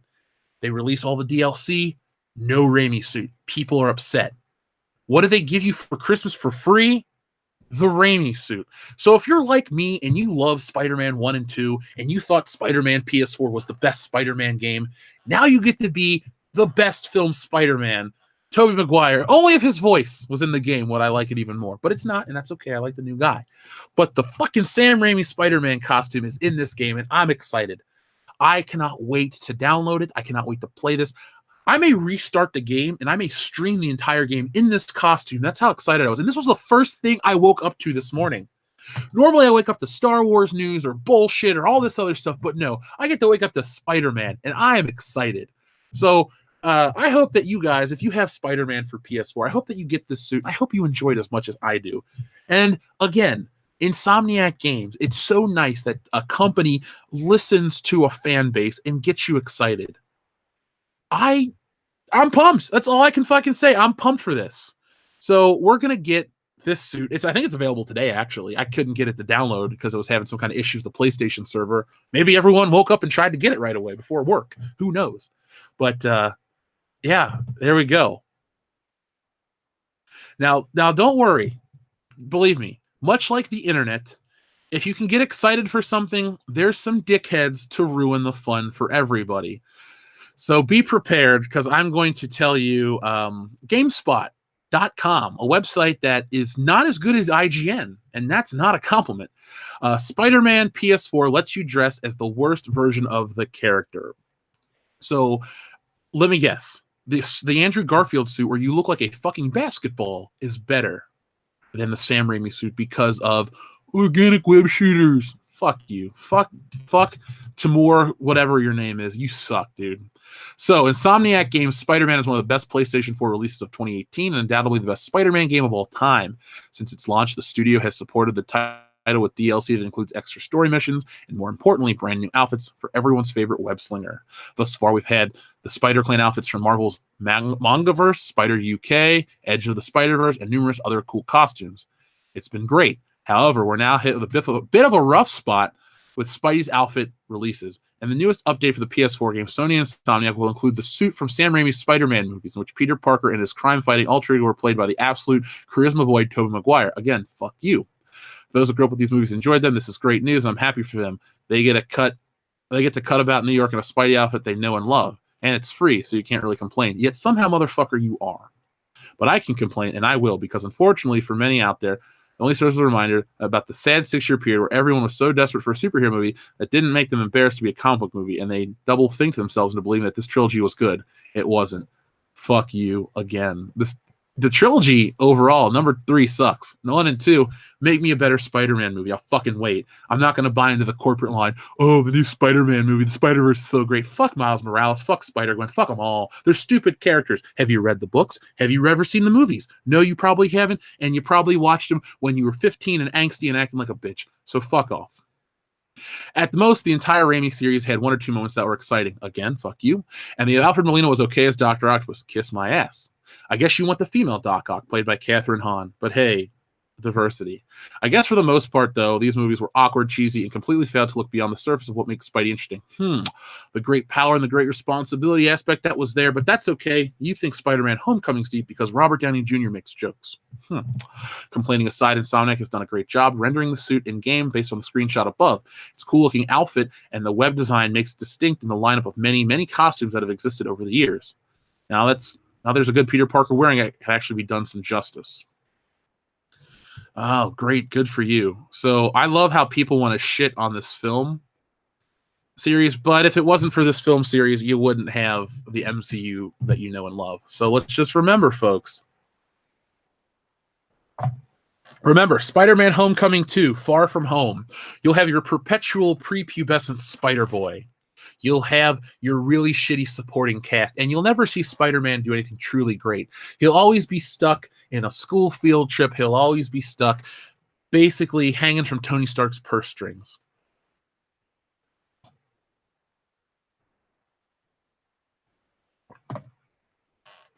So this is good news for me, and I'm not going to let it ruin my day. As soon as this show's over, I'm going to find out a way to stream or to play this suit, even if it's just for a few minutes before I start working on the next video. I love Spider-Man and Spider-Man 2, and you will not hear me change that anytime soon because it's not cool or hip. Go back and watch those movies. Go back and read some Spider-Man comic books. Go back and check out the John Romita Stan Lee era. You probably don't know who the hell those people are outside of Stan Lee from his Marvel cameos. So thank you, GameSpot. It's me off about geekdom because they come from a place of ignorance. Now, if you dislike the movie and you know what you're talking about, fine. You don't have to like it because I do. But I guarantee most of these writers write this shit out of a place of, well, I'm licking my finger, I'm seeing which way the wind blows in terms of how do fans feel about something. Well, Spider-Man 3 sucks. They all suck. Blah, blah, blah. You know, I get it. I get why they do what they do, and I don't have to like it. So, so let's see. What else we got to talk about this morning? Let's see. Stop screen sharing. Boom. There we go. So this has been a fun day. A lot of people have been getting really excited for the, for the end of the year. We've had a great, fantastic year. And I think I was going to do something this morning. I didn't. Because I didn't really... Okay, I was going to do a thing where I was like, well, we're getting closer to Christmas. I'm going to show you guys some really cool shit I got for Christmas over the years. Some of my favorite stuff. But then I realized all the cool shit on my shelves and stuff I've acquired over the years really wasn't given to me as a Christmas gift. So there really wasn't much to show you guys. I was going to show you the Spider-Man book, but I didn't. So we'll talk about that on Monday. Monday is going to be a webcam show, meaning I'm going to figure out my setup in here. I'm going to have my webcam hooked up, and you guys will be able to see what we do. You're going to see the P.O. Box stuff, and that's strong. Instead of making you wait till the end of the show to, get to that, we're going to have it fun. Mark C. says, I need a PS4 Spider-Man to get the 78 costume. I would love if they put those. Now, the only thing is, after a certain point, the Raimi suit, the second Andrew Garfield suit, the 78 suit, they're just adapting the classic Spider-Man costume. So they already got a great classic Spider-Man costume in the game. But you know what? Unlike this guy, Dickhead McFuckface, let everybody have the suit they love. I don't care. Put the Andrew Garfield suits in the game. It doesn't take away from my fun. I can be Sam Raimi's Tobey Maguire Spider-Man. Awesome. You can be Andrew Garfield's Mark Webb Spider-Man. Have fun. But don't try to tear it down. And if people wanted the other suits so badly, well, then they would have fucking put those into not being in the game. It goes to show you, the small vocal minority. People really want that shit. So let's see. Alpha Terranima, thank you very much. Speaking of GameStop, did you hear about that, or Spot, did you hear about them docking points from Persona spinoff for having fan service? They pulled a Polygon. I am not into Persona and all that stuff, so I don't really check them out too heavily. But I have not heard about that. I have not heard about that at all. Talk about good reporting, good journalism on the video games front. They're going to basically put themselves out of business soon. That's all I can say. Marethialine, thank you very much. I mean, it's right there in the name, Spider-Man, not Spider-Boy. Yeah, it is Spider-Man, not Spider-Boy. I guess that also comes from an era where when you were a teenager, you were almost an adult. Like Spider-Man was like a year and a half removed from being, could have been drafted to the war, could have been this, could have been that. So a much different time where they want to do it to adult harder. Now everyone's attached to their phone. That's why a young Spider-Man now doesn't really interest me. The game was perfect. He was an adult. Oh, he got evicted in the game. Spider-Man's not going to get evicted in the movie. Aunt May, oh, Tony, can you help me out? All the problems are taken care of. The characters don't face adversity, just like Rey from The Force Awakens, just like all this shit. All they are is people who don't really have any problems. Like, I love the part in Spider-Man 2 where Aunt May gives him that $20 for his birthday, and she's like, it's not much, and he tries to leave. She's like, you'll take it, and screams at him. That's like a real issue people would have. Plus, it makes it interesting.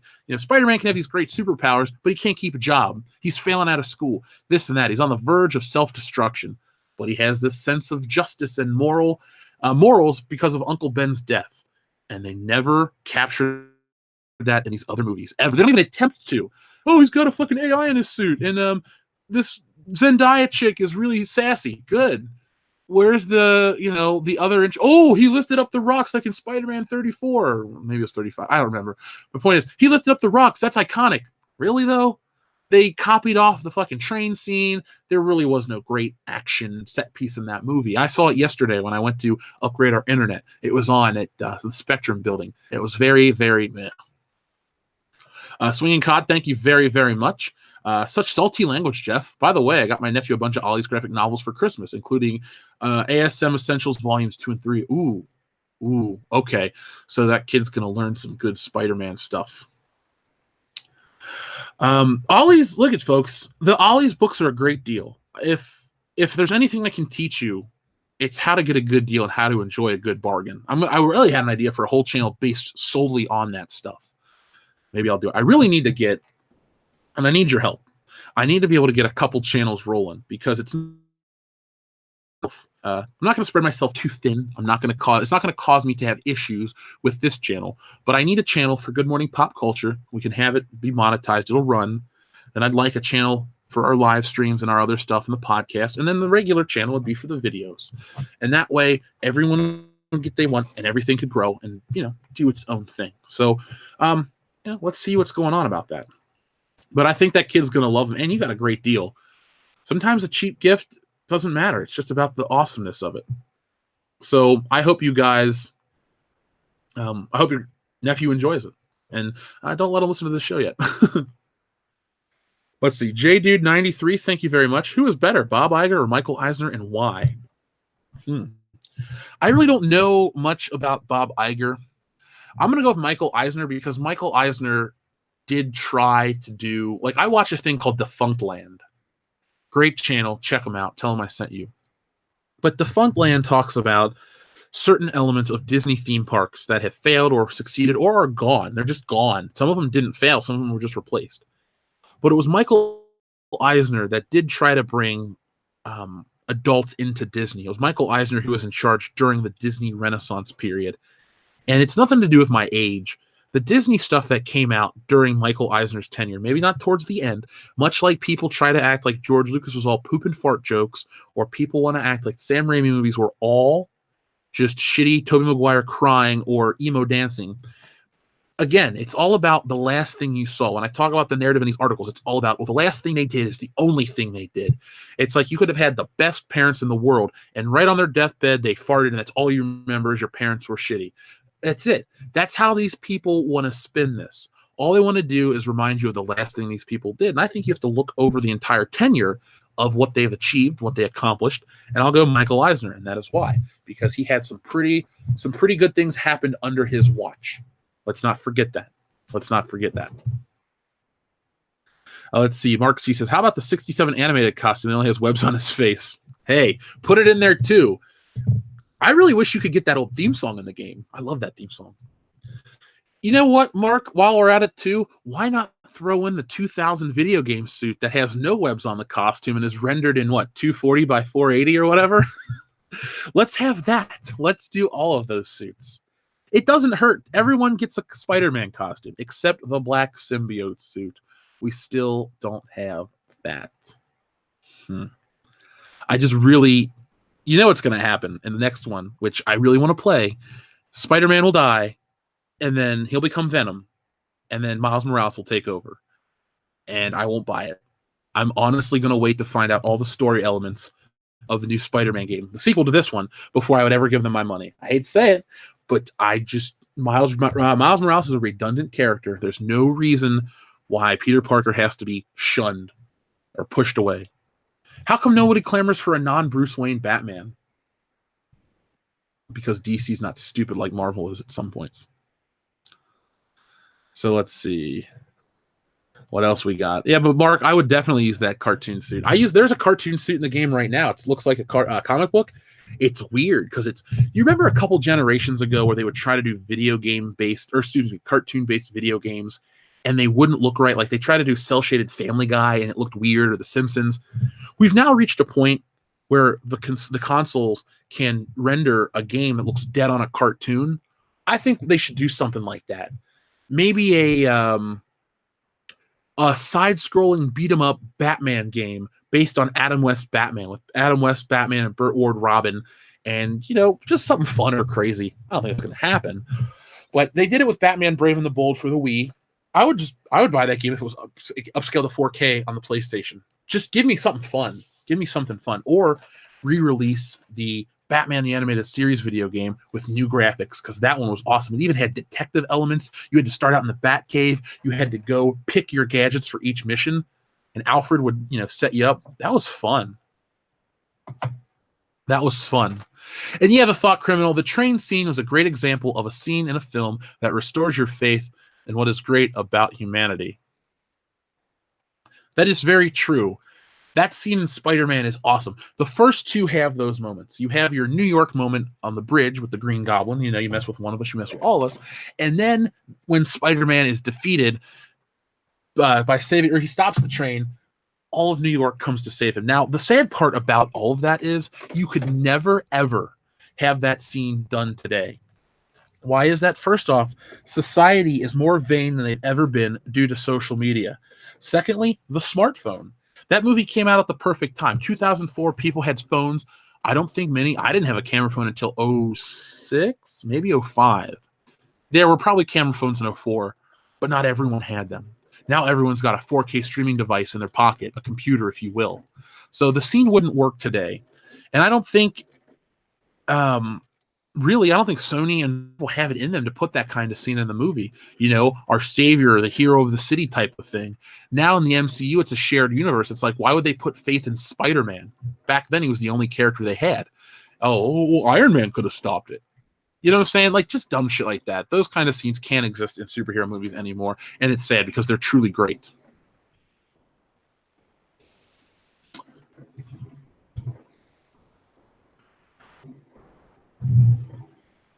Oh, people are just giving some praise to Butterfingers. That goddamn scene. Oh, so much fun with those movies, too. I guess people don't really like fun, but that's fine. You don't have to like fun. Now, I think this is a good way. You know what? Let's bring back a segment, because I've had such a great time with you guys this year. Let's bring back an old segment. Ask Jeff anything. So let's have some fun.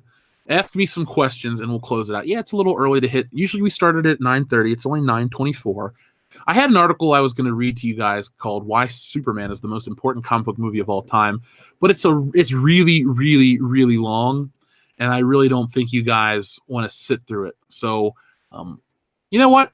I won't read it to you, but I will pose this question for you, or to you right now, and let's answer this. Let's do this before you ask me anything. Excuse me for the confusion.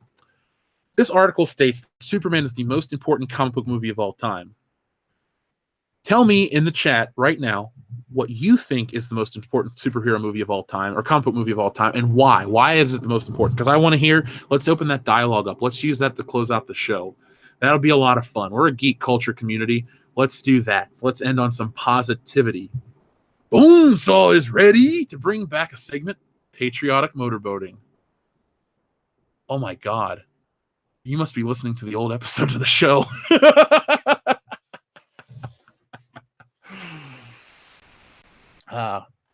Superman, because it's the first mainstream one, says C. Catini 28. C. Catini 28. I love that movie and I have a lot of respect for it and a lot of reverence for it. It's magical. It kind of exists so with Superman 1 and even 2, it's for a lot of people, it lives in that category with Star Wars and Raiders of the Lost Ark and Superman and stuff like that. It all came out at the right time. If you were a child of the late 70s, early 80s, Superman captured your imagination. You believed a man could fly. Now, when you guys tell me which superhero movie you think is most important, let me know why, and I will Ryan the Boatmaker. I'll close the show out with that. How's that? We still got 34 minutes left in the show. I'll read Ryan the Boatmaker as we close out the show. Perhaps it's Superman, the first legitimately good superhero movie. The Dark Knight. It set the standard for quality, grounded comic book movies, dark and gritty. Now, hold his muff. While I agree The Dark Knight is a very good film, I think The Dark Knight is the most damaging of all superhero films. Why do I say that? Well, it's on par with the Avengers in terms of everyone tried to copy its success to varying degrees of success. So that is why we got the Amazing Spider-Man films. That is why we had this dark and gritty reboot trend of the late 2000s, early 2010s. Dark Knight, great movie. I love it. I own the movie on Blu-ray, and I got the action figures, and I saw it opening day in IMAX and all this stuff. I'm not here to dump on it anymore. I have come to peace with that movie. My complaint is all of the copycats really did hurt The Dark Knight, and that just didn't benefit anybody. Yeah, no one's ever going to forget Batman 89 on this channel. Apollo Creed says, I disagree on Superman. It was good, but the series was driven into the ground by greed and ineptitude. There was a lull of comic films until Blade came along and proved they could be done right. Now, Apollo Creed, I'll agree with half of that, but because greed and ineptitude definitely drove Superman into the ground by part 3. Part 3 is kind of I mean, I watch it it's a guilty pleasure, but Batman 89 does not just not exist. You guys can love the Nolan movies or even Ben Affleck. They're fine. But Batman 89 was the biggest thing at the time. It outperformed almost everything that year. The only thing that beat it was Indiana Jones, and that's at the worldwide box office. America, Batman was king. Beverly Hills Cop was king. It beat Ghostbusters. It beat, Temple of Doom and all that shit in America.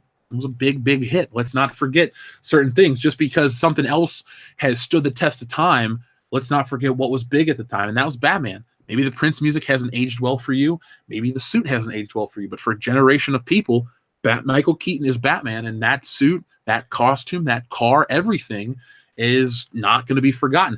That is why, for example, Batman Arkham Knight came out, 3 years ago? Yeah, people like the Arkham series, and people like the Arkham suits. But you know what? They put in the 89 Batmobile. They put in the Nolan Batmobile. Generations of Batman. Put it like this. They put out shit for Batman 89. It sells. You will never get rid of Adam West Batman or Michael Keaton Batman or whatever the most current Batman is. They will always be a part of popular culture, much like Bond. When they make James Bond merchandise, you always get your Connery, your Lazenby, your Roger Moore, your Dalton, all of them. Your Daniel Craig. You hit all the aspects.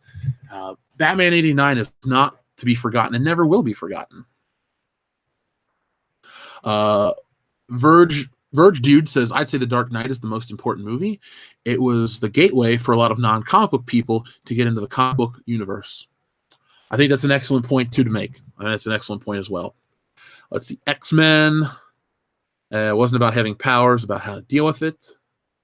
Says Mastakina Akitsta. I'm sorry. I butchered that. I'm sorry. Spider-Man 2 broke Hero and humiliated him like we'd never seen before. It made us relate to him. It says Macho Man 701. I like your screen name quite a bit. Alpha Chinese says Batman 89 made comic book characters look badass and interesting to the non-comic reading masses. Mark C says John Williams is a god. His Superman score is the greatest. it can bring goosebumps to me. It sounds hokey, but whenever I hear the Superman theme, I kind of stand up a little straighter. I'm like, yep, this is about to get real. Yeah, the Batman 89 theme's great. And yeah, the Spider-Man theme's cool. And the Avengers have a score. That's the greatest thing I could give the compliment. I like Alan Silvestri. I think his work is excellent. Back to the Future, Predator, all the other work he's done that I can't think off the top of my head. But there's something about that Superman theme. Holy shit, is it awesome. And that can elevate anything. You give it to Henry Cavill, it's kind of cool. You give it to Brandon Routh, it's kind of cool. It just works. No other Superman theme is that good. None. Let's see. Who here seen Bible Man? Thomas Watt Vet says, I tried to watch the Dark Knight trilogy several times. It's just boring, overrated. That's your stance. That's your opinion. I do think the trilogy kind of fizzles out towards the end, but it's not. In my opinion, I don't think it's boring at all. It is a lot heavier and headier than your other superhero flicks. I do think Bane lacks charisma, but I love Batman Begins. That might be my favorite Batman flick. American Trent 007, Batman 89, and Spider-Man 02. 89 made the superhero movie financially viable, while Spider-Man set the stage for origin movies and established trilogies for superhero films. Ooh, Trent, I like the way you said that. Let's see. Rapala Cruz says, Batman 89 was great, but again, in viewing modern comic films through the current context, Blade is what got them going. There was a decade between Batman 89 and a resurgence in modern comic films. Well, Rapala Creed, there was also almost a straight decade of nothing but Batman flicks. Nothing else could work. Superman, they couldn't get off the ground. You can go back and listen to Kevin Smith talk about the Nicolas Cage Superman movie that never was. You can look at all the Batman, they attempted to do Spider-Man with James Cameron, and that fell apart. They tried for a decade. But look at the 90s belonged to Batman. 89 through whatever was all Batman. Yeah, Blade came out in 98. Spawn came out in 97. And I like Blade. I'm not here to dump on it. But it was really just the Batman decade. Batman on TV, Batman in the movies. You got the animated series. You got all those video games, all the toys. Batman was the superhero of the 90s. Spider-Man was the superhero of the early 2000s. And then Iron Man and the Avengers have really taken it over since 2012. So the last 6 years have been all MCU. But other than that, it was those two heroes for the longest time. Superman was the superhero of most of the 80s, really. You had Howard the Duck. You had Swamp Thing. You had other superhero or comic book related films. Let's see. Our friend Mark C. sent a super chat that says, while I would like to say Superman the movie, it's probably X-Men. X-Men proved a superhero movie could be marketable without being Superman or Batman, or relying on another genre like Blade. That's a good point, too. I like that. I've told the story how I rode my bike to go see X-Men in the, what would have been, 6th grade. Well, 5th or 6th. It came out summer of 2000. So I would have just finished 5th grade. So going into the 6th grade, I remember going to see X-Men, rode my bike, loved it. There was hype around that. I think X-Men really had the help from the cartoon. I don't think enough people give credit to that cartoon, X-Men. It's really not called X-Men the Animated Series. Like, it's not called Spider-Man the Animated Series either. They're just called X-Men and Spider-Man, respectively. Now, Batman is technically Batman the Animated Series. But that show, X-Men, and the culture surrounding X-Men in the 90s was just incredible. I mean, I was growing up, X-Men was everywhere. People had those damn t-shirts. People were reading X-Force, Executioners, X anything. You put it on it, it made money. In the print world, X-Men was it. It was gold. Much like you had the Death of Superman and Batman the Dark Knight, the one where Bane breaks his back. Those three things were like the biggest in comic books. And Spider-Man somehow chugged along the entire time.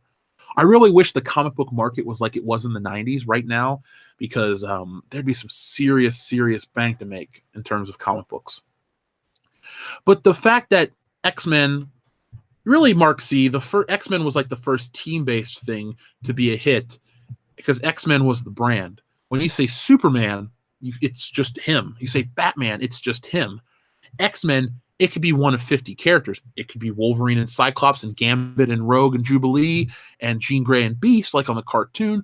Or it could be Banshee, or it could be Nightcrawler, or it could be a myriad of other characters that never really saw any kind of thing off the comic book page. So I think X-Men's a good point. And remember, in Jay and Silent Bob Strike Back, he goes, once X-Men hit it big at the box office, all these other studios were trying to buy up comic book rights. And Miramax chose Bluntman and Chronic. Greatest fighting game theme, whether it be character or stage. Garrett, it'd be Ken's theme from Street Fighter. Ken's theme is the greatest superhero or the greatest fight theme ever. Nightfall, thank you very much. Cadmium Red, I thought about the Jameson laugh. I'd love that so much.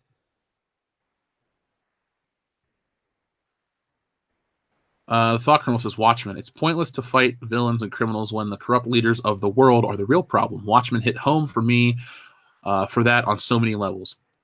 The Thought Criminal, I think Watchmen needs to be watched here on the channel again. Or not again, for the first time. It's a deep movie. The book's better, but I enjoy the film. It's sad that it kind of flopped because I was so excited. Like, I was so excited for Dark Knight. I was so excited for Watchmen. I really bought in. I saw those movies at midnight or the first day. All these things. I was there. I experienced it. I own it on Blu-ray. I got the graphic novel. I got all the stuff. It's interesting. The most important thing for all this is just to hear what you guys think is, your favorite. Like, I know Dion loves Blade, and I love Spider-Man 2 and all this other stuff. But it's nice, really, people I don't know and hope to meet one day and know their opinions on these things. Esther Prime 101, yes, I did cover the Spider-Man Raimi suit. We just showed it not too long ago, so I'm excited for that. Let's see. Benjamin Keith says X1, 7.5 out of 10. X2, 8.5 out of 10. X3, 5. Batman Begins, 8.5. Dark Knight, 9. Batman, Godfather, 3, 5. Always the third damn movie. The damn third movie. It is the damn third movie. Except Indiana Jones. I say that whole trilogy was perfect. And yes, I love Temple of Doom. I can defend it all day if I have to. But the other two are just as great. So Indiana Jones was the perfect trilogy. Back to the Future, it kind of dips in the third one. But it's still got a lot of quality. I just don't like it as much. The Phantom with Billy Zane was charismatic. We met Billy Zane here on the channel. Go back and check out the video. I love the Phantom. I saw it in theaters. I have the action figure. It looks like shit. And I had the video game, Phantom 2049. So Phantom respect on this channel right here.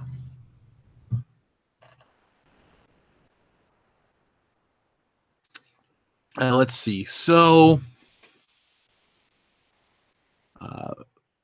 Alec Baldwin's shadow is charismatic too. Sarcasm.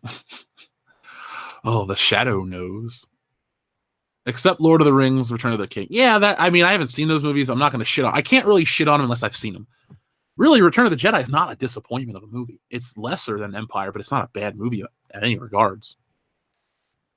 So one could say as they progress, Back to the Future, so one could say that as the Back to the Future movies progress, they get shaky, but chish. Boo.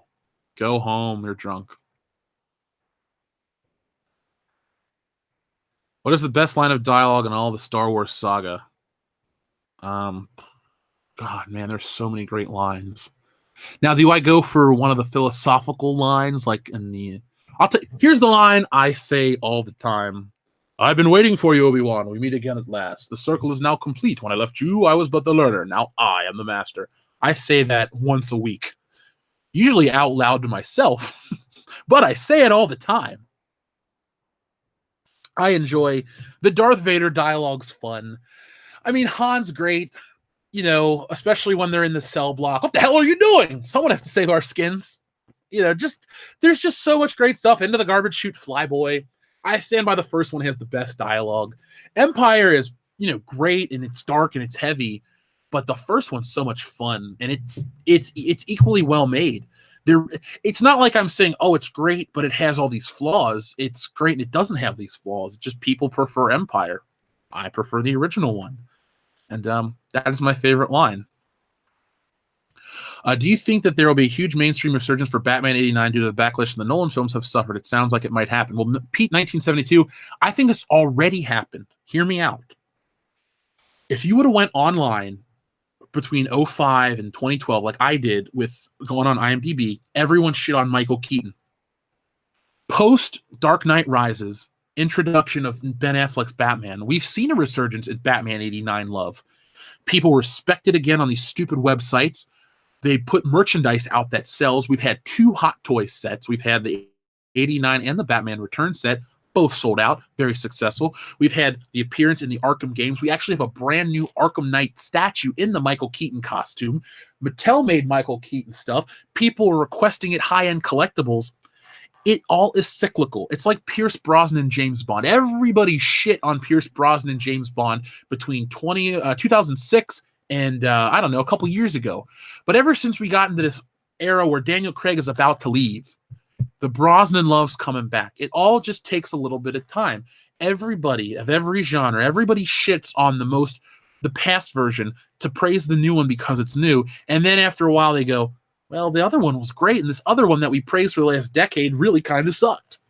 Now, I don't think the Nolan movie sucked. I'm not going to act like they did. But I've always been there for Michael Keaton in terms of Batman '89.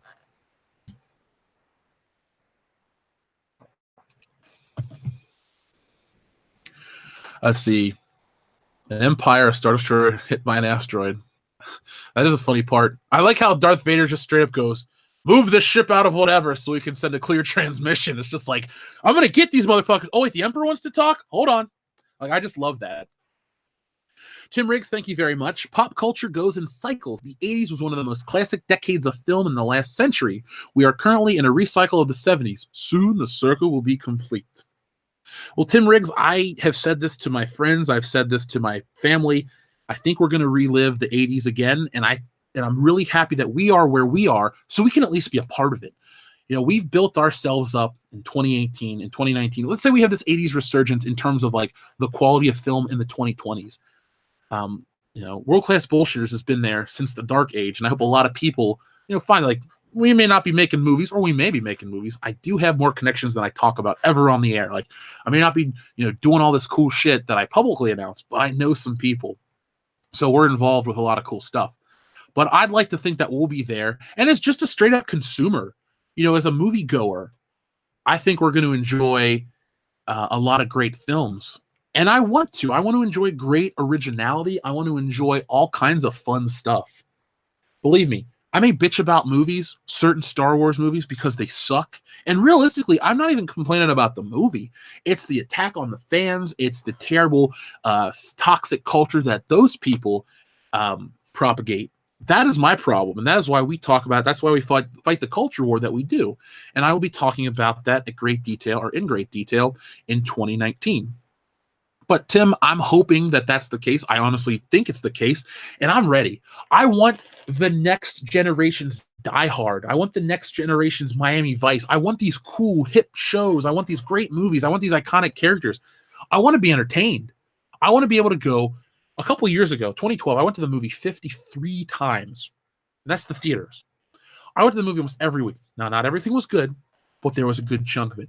I want to be able to sit down. Like, if I look up the list of films in 1985, holy shit, I could sit and say, that's a great movie, that's a great movie, that's a great movie, that's a great movie. If I give you the list of 2018, it's like, that was okay, that was better than whatever. It's not about because I'm old or I don't get it or because it's older, it's better mentality. It's just I don't find the same quality that these other movies have. Now, a lot of movies exist to be a franchise, like Lethal Weapon's its own movie. Die Hard is its own movie. Beverly Hills Cop, their own movies. Yes, they spawn trilogies or quintilogies or quadrilogies or any of that shit, but the first movies exist. When you get a movie like The Amazing Spider-Man 2, or you get a movie like what was the other superhero movie that came out that existed solely to build a franchise that never took off? Something fairly recent. They made some movie and it was like all it is a big setup for the next one and it never took off. I don't remember. If you remember in the chat, let me know. But we need stuff that exists on its own and then gets fucking Batman versus Superman was the movie. They made it like, we're going to have a million spinoffs and this and that. And it wasn't even its own movie. Tim Riggs also says Hollywood needs to, Hollywood also needs a damn salary crash.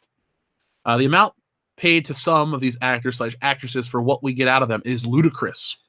I agree, man. I agree, dude. Like they're saying to you in the chat, preach. Does Robert Downey Jr. deserve all that money? I want to say yes because I'm thoroughly entertained. He wouldn't be somebody I think would need a salary crash. But there are some people out there that just don't deliver the goods. I'm trying to think of an actor who doesn't deliver the goods. There's so many movies out there that's who is a good example? I don't know. There are certain actors that when they come out of the woodwork to perform, I'm like, damn, that was cool. Like Daniel Day-Lewis, thumbs up. And there are some people that just always suck. And if you, well, you can't see my film list, but those people do not have, I don't have their movies on Blu-ray or DVD because they don't. Adam Sandler, why does he get so much money for so much crap? Now, his latest Netflix special had some funny moments with phone, wallet, keys. I'll give that respect. That was my surprise moment, spoiler alert, of 2018. But yeah, some people just get too much, and there's so much crap. So much crap. Grand Inquisitor, I am curious about the ratings that Star Wars got on TNT. Remember, Star Wars is probably the most bought movie on home media. So when I was a kid, when they would play Star Wars on TV, you know what I'd do? I'd bust out my tape, and I'd watch it. And then I'd go to the TV channel that was on, and I'd finish out the movie. And then when they'd play Empire, I'd put in my tape, and then I'd do the same. And then after Empire or Return of the Jedi, I'd do the same. Why watch commercials when I own the movie on DVD, Blu-ray, Laserdisc, VHS, all that? Why? Why do that?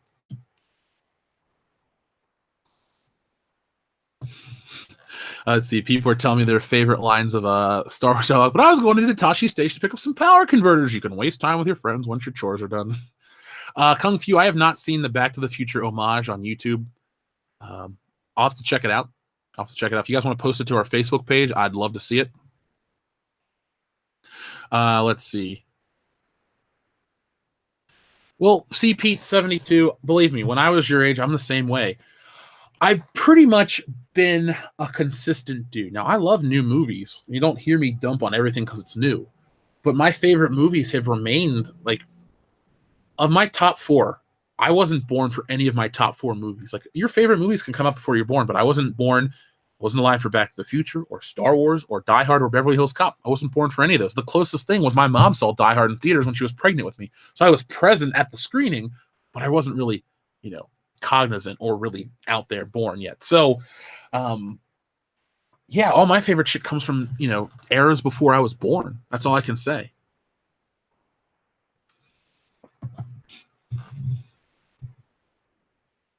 Let's see. Adam Sandler's run ended in early 2000s. His last good movie was Click. Good movie was Click. I haven't seen Click. I remember seeing the trailer, and I was like, okay. And then that was it.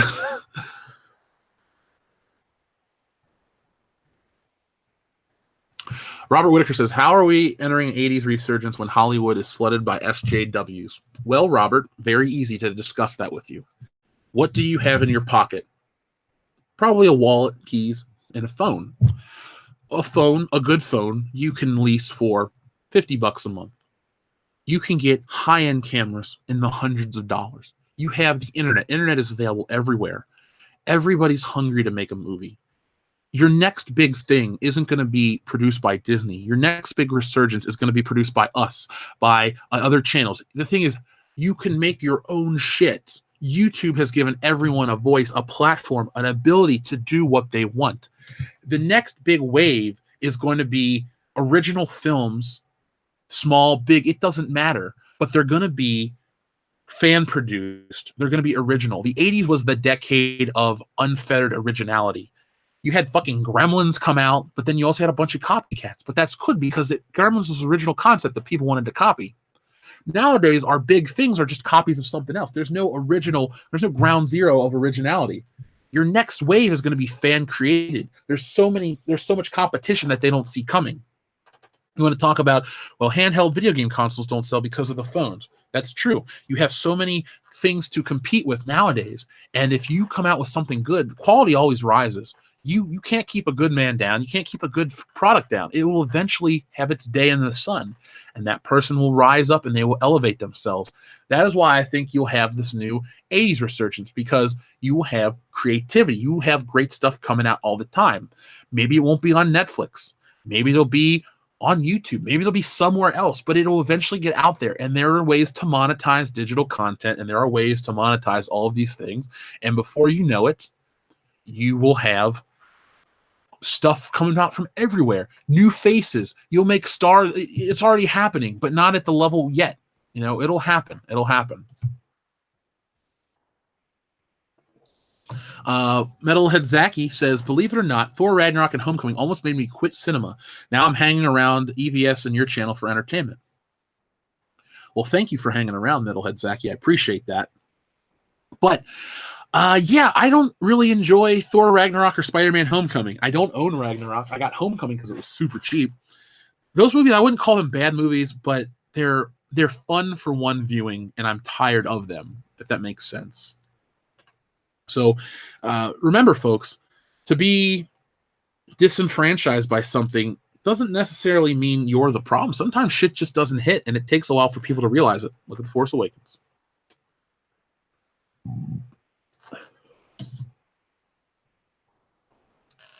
Now, Pete, you're talking about an 80s nostalgia resurgence. Oh, yeah, we're definitely there. And it's weird. It's almost like the 80s never ended because you always had that carryover of 80s music. You could, in the 90s, you could still hear Shout on the radio every once in a while, or you could hear Sweet Child of Mine or Welcome to the Jungle. Like 80s songs survived the 90s for the most part. And then in the early 2000s, you either had remakes of 80s songs. You also had I Love the 80s come out from VH1, which really kept 80s nostalgia going. I don't think 80s nostalgia has really ever ended. I think we're getting close to the end because it's like a law of diminishing returns. You have Stranger Things, which is a great show to a degree. I like it a lot, but it's kind of fading out. You have It.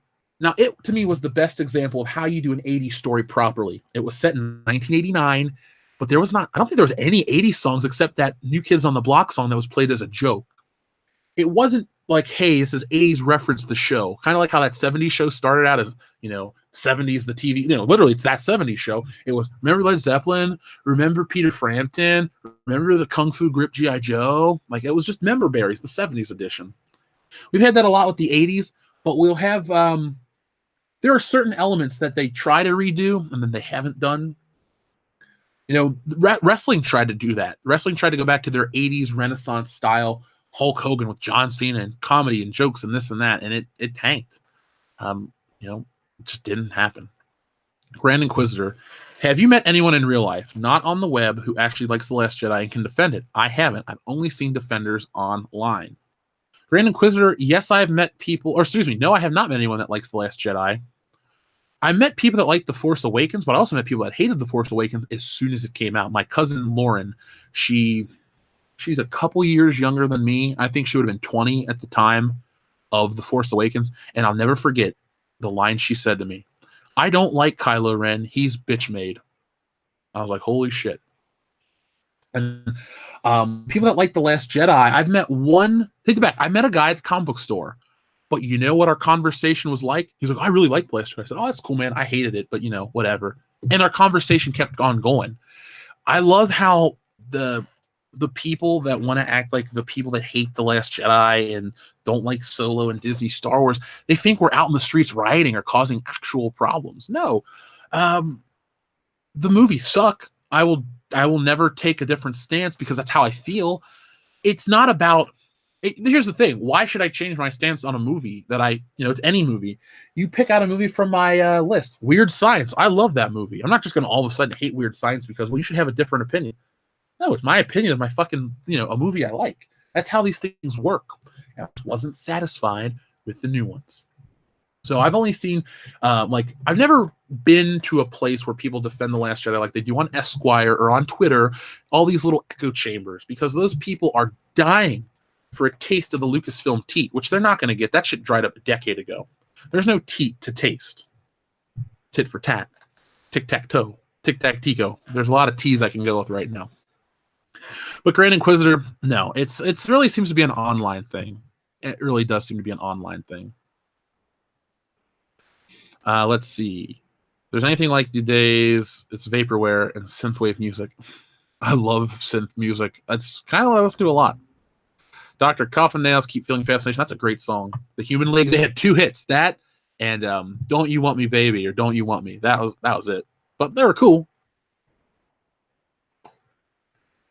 I've never seen The Sword and the Sorcerer.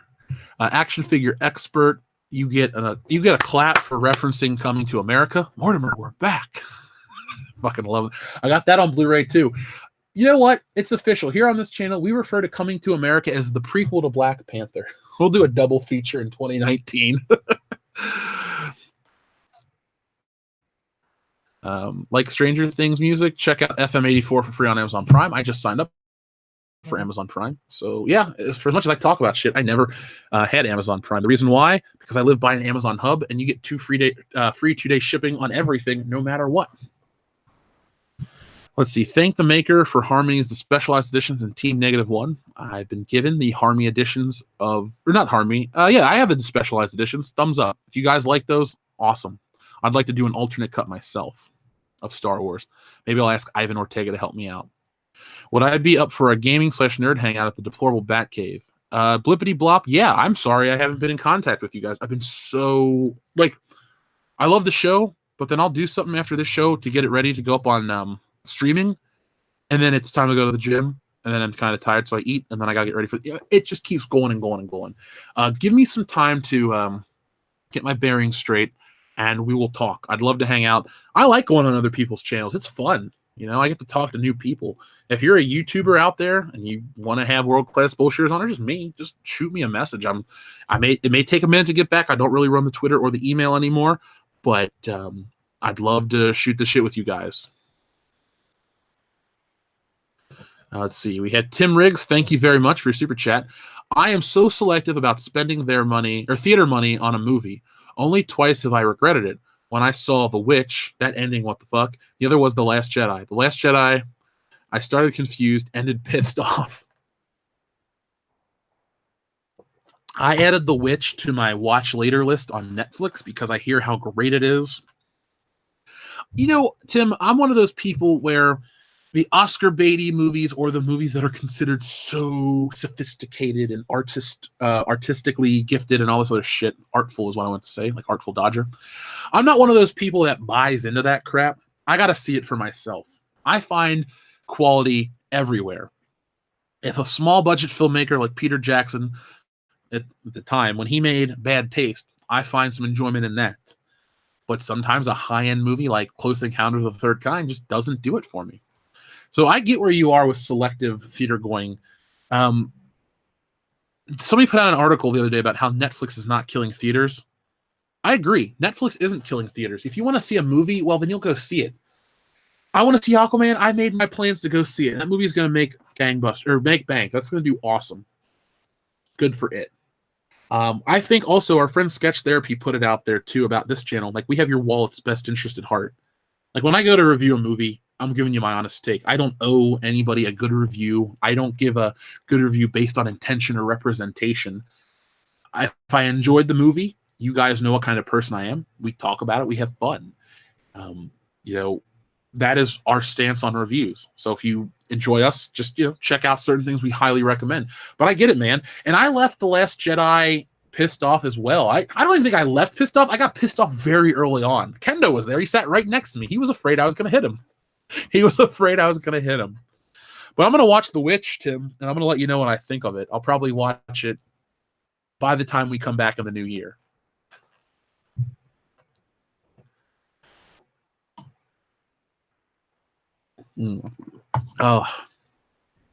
Jeff, tell EVS to unite the purple pie man from Strawberry Shortcake and stop beating him for recipes and let him go. I don't even understand that reference, but I'll tell EVS to something with Strawberry Shortcake. I'll pass the message on.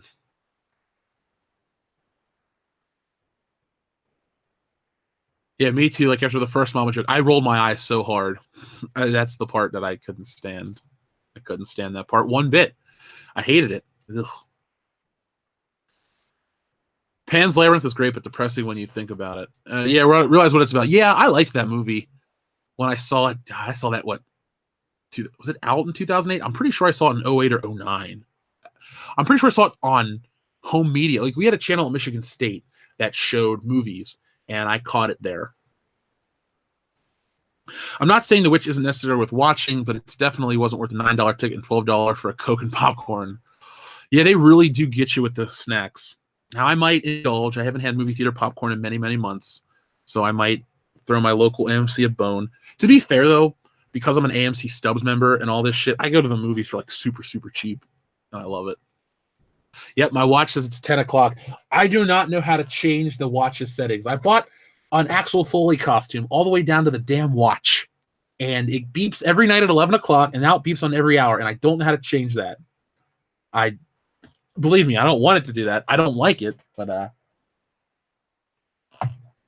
let's see. Should we see the Aquaman movie, says Robert Whitaker. Now, remember, folks, you got to make up your own minds on everything. I'm going to go see it tomorrow. I'll relay the information back to you, and based off my take, you guys can make up your own mind. Like when people say, should we boycott episode 9? I say you should look into your hearts and make your own decision. Make up your own minds. I'm not a cult leader. All I am is a guy who relays information, gives you my opinion, and helps you think and formulate your own opinions about, oh, I felt this way. Okay, now there's more information, this and that. That's what it really is. It's just a way to help you break down big chunks of information and, simplify it to a degree. So you guys can check out Aquaman for yourself. I'll go see it, and I'll give my take this week. Oh, yes, I know The Last Jedi has a 91% score on Rotten Tomatoes. Believe me, we've talked about the discrepancy last year. Back while other channels weren't, kissing this movie's ass, we were like, and then we started following the trail of crumbs, and it led us to where we are now. A damn good year of growth. So thank you to everybody. So, guys, I think part of me wants to go, but goddamn, we have so many people watching this morning, and I really don't want to go at the same time. It's like we had 960 people at the most. We never cracked 1,000, but we've never dropped below 500 either, which is not even the norm for Good Morning Pop Culture. Normally, we're rocking about 430, 420. So today has been a kick-ass day. Tim Riggs says, Jeff, the next Patreon fan hangout needs to be all 80s movies. All right, and so it shall be. Folks, remember, if you're a patron of the channel, you dictate what we do on Patreon. It's not like we give you crumbs. No, you guys decide. Tim Riggs wants an 80s hangout. We can do that. I'll make one for January. I took a screenshot of that, Tim. I'll sit down with the guys. You know what we'll do? We'll put up a poll on Patreon, and you guys can vote through some 80s flicks, and we'll give you guys ample time to get them ready, and we'll do a little watch party. We'll do 2 or 3 movies on a Saturday or something when people are off work, or we'll find a time when you guys can join us. That's what it's all about. That's I love 80s movies. As I look to my left, what do I got from the 80s? I got Silent Night, Deadly Night Part 2 on Blu-ray. Yes, I just got that in the mail. I got Vacation, Halloween 2, Trading Places, Coming to America, a vinyl set of Crockett and Tubbs next to the Vice Blu-ray, next to Stranger Things, which isn't technically from the 80s, next to Indiana Jones, next to Ghostbusters, next to Back to the Future, next to Christmas Vacation and Weird Science. I can go on. I like 80s movies. Tanae says, I want a 1930s hangout. Sure, Tanae. You know what? You requested over on Patreon. We'll make it happen, man. We will watch The Wizard of Oz, Gone with the Wind, and that's like 12 hours right there, so we're done. But hey, we'll do it just for you because you requested it. Garbage Day. You know what? I found out a channel that I used to watch. We'll give them a shout out called The Sausage Factory. They got that guy to show up on their channel, and they only have 1,000 subscribers. Why am I not doing that? I don't know. I really don't know.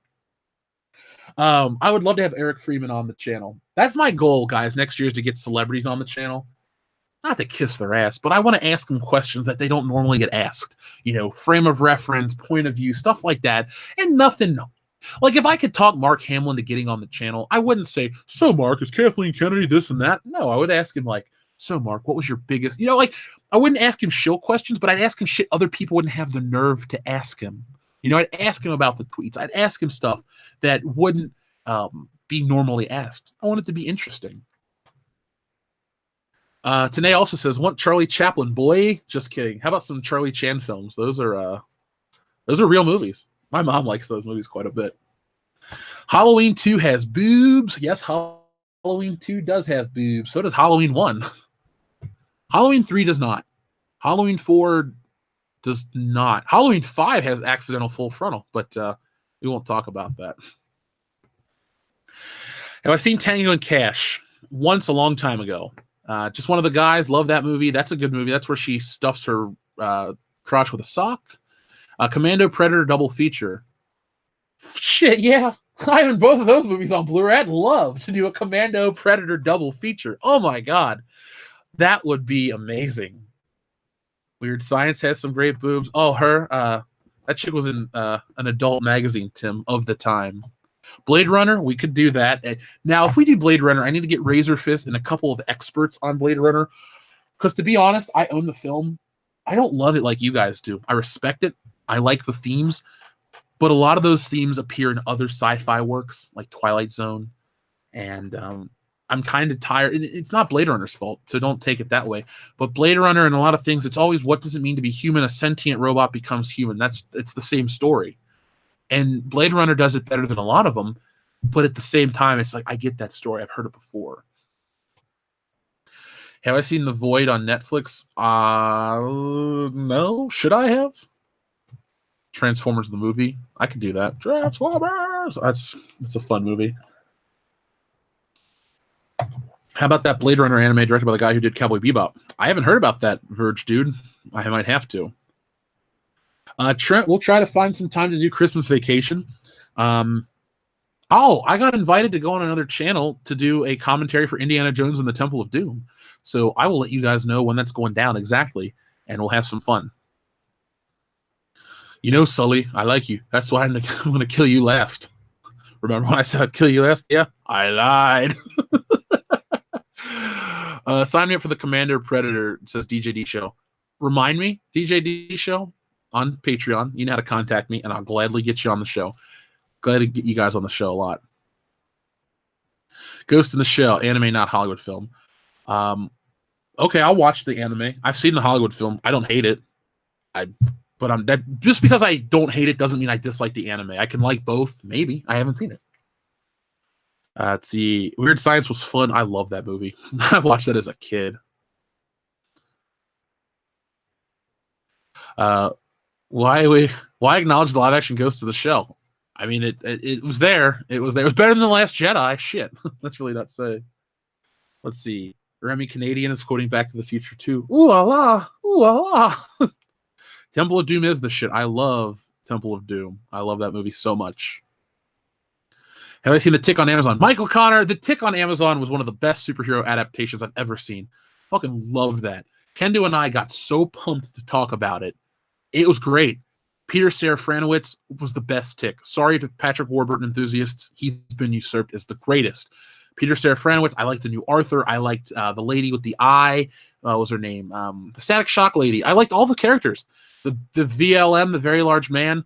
The tone of it was perfect. If other things could be so true to source material, I think I'd be a lot happier. Alec Munoz says, have a watch party of Transformers movies? Well, people, I think, wanted the 1986 Transformers. I don't know if I could mentally handle the new Transformers movies, but we can try. We can try. If you're going to get a celebrity, get George Lucas and ask him some pertinent questions. I would definitely ask George Lucas a lot of questions because I think he has the balls to answer, especially after his white slaver comments to Charlie Rose. We'll see.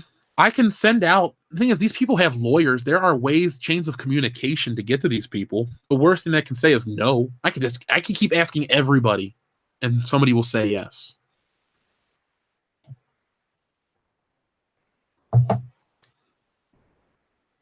Can I still support the channel on Patreon?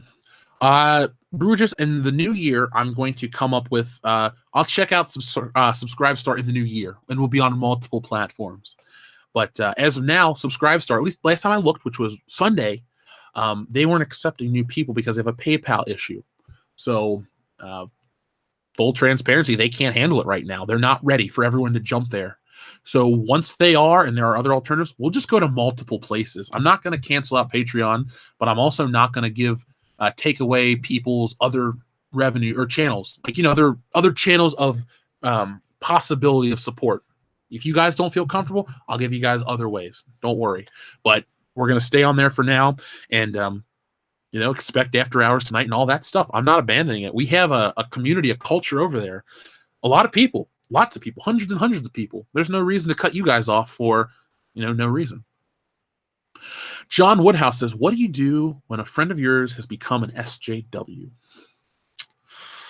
Well, depends on how good of a friend you are. If they're your best friend, like Dion's my best friend, he tries to act like he's not an SJW, but he does. But he really isn't at the same time. You just got to talk to him in the right setting. If they're a good friend, fuck with them. Say shit that'll piss them off. Trigger them to the max. But also ask yourself what your friendship was built on and realize that all these SJW people are just really going through a phase. Society's just going through a phase. Your average everyday person isn't like that. I talked to... I'm not going to tell that story. Superfan Adam Shawhan knows my story about the lady SJW. I'm never going to tell that on air. You can ask me in person, and I may tell you, but I'll never tell it on air or on Patreon. It's just not something I'm going to tell. But, if your friendship is built on respect and all this other stuff, and you can joke, joke. But if it's somebody that you kind of know and your friendship's not stable enough to talk shit to back and forth like, best friends are, well, then you just, don't talk about it. Now, my friend Phil has a friend who's like a massive SJW dude, but I don't really like him for other reasons. But to keep the peace around Phil, I just don't talk to him. Plain as day. Also, I have this really great... what was I about to say? I also have this really great strategy because if he says dumb shit, I just threaten to spoil Kingdom Hearts 3 because I read the spoilers just to fuck with him. Because I was never going to buy the game. But I know certain things, and if he ever is like going to bother me about something, I was like, you know what happened in Kingdom Hearts 3? I go, no! It'll freak out. So that's what I do. Remember, it's all just stupid shit. It's really not... Like, if it's a lifelong friend, don't throw away a friendship over whatever. Identity politics. They can ruin Star Wars and all this other shit, but don't let it ruin your personal lives. It's all entertainment. It's meant to entertain. If, it goes too deep, just remove yourself from those situations and talk about something else. You were friends in the first place for another reason. Let's see. Tim Rick says, Dion is not an SJW. He doesn't virtue signal. He has a sense of humor. He doesn't publicly shame people who disagree with him. Dion is good people. Well, he is my best friend, but he does... I think he virtue signals a little pretty hard on the podcast. I just give him shit, though. He has good people. I don't mean this in a weird way, but I don't associate with people I don't enjoy being around. Like I said, Phil has a friend that I don't really care for. I try not to see him or really talk to him. If you're somebody that I consistently keep in my life, and this is just a personal aside, I gotta like you, and I'm open to all kinds of people from all walks of life. You don't have to like what I like. You don't have to be whatever. There aren't boxes I check off for my friends. Just, we have to have some kind of common interest. Surprisingly, a lot of my friendships were built off of our love of wrestling, and then we find other interests. Like with Dion. Our friend Dustin was watching wrestling. I knocked on his door. Are you watching WWE? He said, yes, I am. He invited me in. We started talking. I'd come down and hang out every couple days. Then it was his birthday. I met Dion at the strip club, and that's formed a lifelong friendship. So there we go. Friendships can be formed in strip clubs with all-you-can-eat buffets, or they can be formed in the dorms over Star Wars. It's just, friendships come from all over.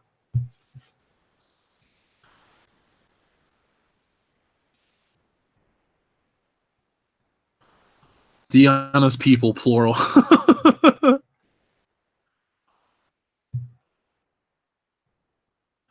Let's see. Damn autocorrect. What autocorrected? Ned Stark. Isn't that how you spell his name? Oh, Ned Attart. I like Ned Attart. That should be somebody's screen name. Ned Attart. I like it. So, guys, is there anything else you want to ask me before we close this out? Gladly. Let's see. You eat what you like, and I'll eat what I like. Yukon Cornelius. Is that another Blazing Saddles reference that I'm missing? I got to tell you guys this, too. I'll tell you this before we close out the show. I wanted to bring this up. I will still read Ryan the Boatmaker. Don't worry. This is my final thing before I read Ryan the Boatmaker. I read the newest issue of Spider-Man, and it was actually pretty damn good. That's all I can say, guys.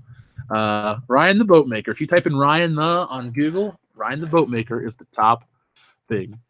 Let's see. Subversive Jake. I fucking love this dude. I want to have him on the show.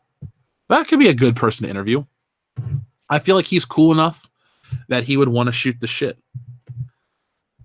We're a lot of fun here on World Class Bullshitters. Yes, They Live by John Carpenter is kick-ass. It could be his best movie, depending on what you're into. I like Halloween the most, but I love They Live right after. Let's see. When you have your interview with Lucas, only speak in Star Wars references. I'm not saying this to try to sound cool. I feel like he would like me because we'd have a lot of fun. I wouldn't be kissing his ass like, oh, thank the maker and all this other shit and wear a C-3PO costume. I would just go in there kind of cool and relaxed. I'm ready for that. I'm ready for that level of channel scrutiny. What's my favorite non-comic book superhero movie? Unbreakable. Tim Briggs, thank you very much. Merry Christmas, Jeff. Do you want me to send your P.O. box as a gift like I gave Dion? If so, size, color, and features preferences, please. Do they still make the Ron Jeremy special? Bring it on.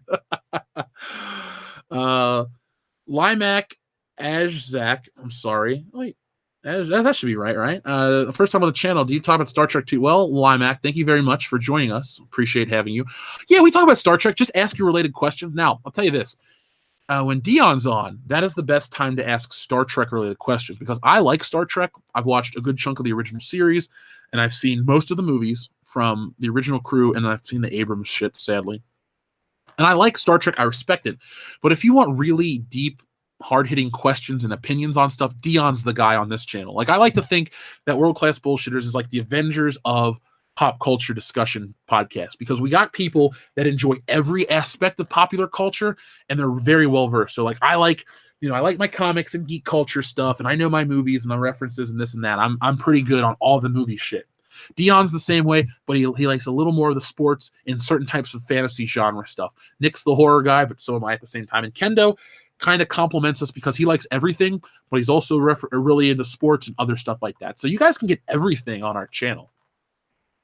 Rugis, our P.O. Box is WCBS Show, P.O. Box 5069, Cincinnati, Ohio, 45205. They Live is one of the most underrated movies of all time. It's fantastic. Did I watch any Stargate? No, that is a Joel show, but I'm willing to watch it when I have the time. Just because I don't watch something doesn't mean I dislike it. I just need time to discover it.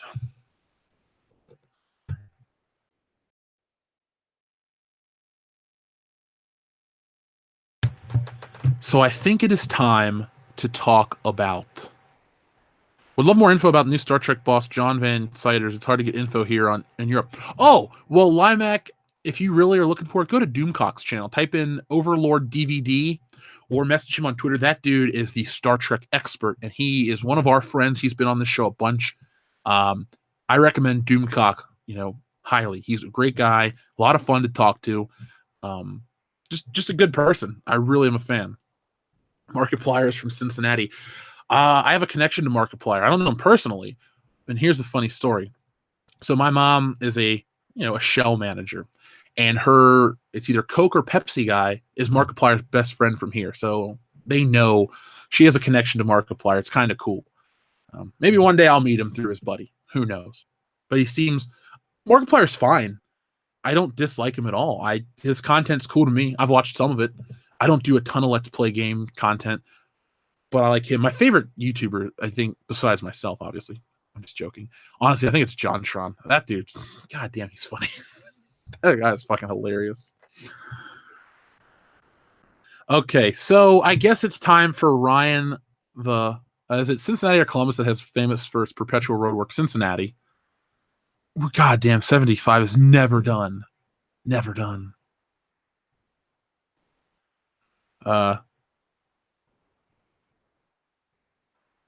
Let's see. I trust what my Lord says, and it's good news. I've never watched Discovery. I can enjoy original series without thinking about it. And Doomcock's the best. John Rupp says, what do you think about Laserdiscs? I like Laserdiscs to... Like, I got Beverly Hills Cop and all these other movies on Laserdisc because I like to collect my favorite movies in every format. I'm never going to watch my Laserdisc collection.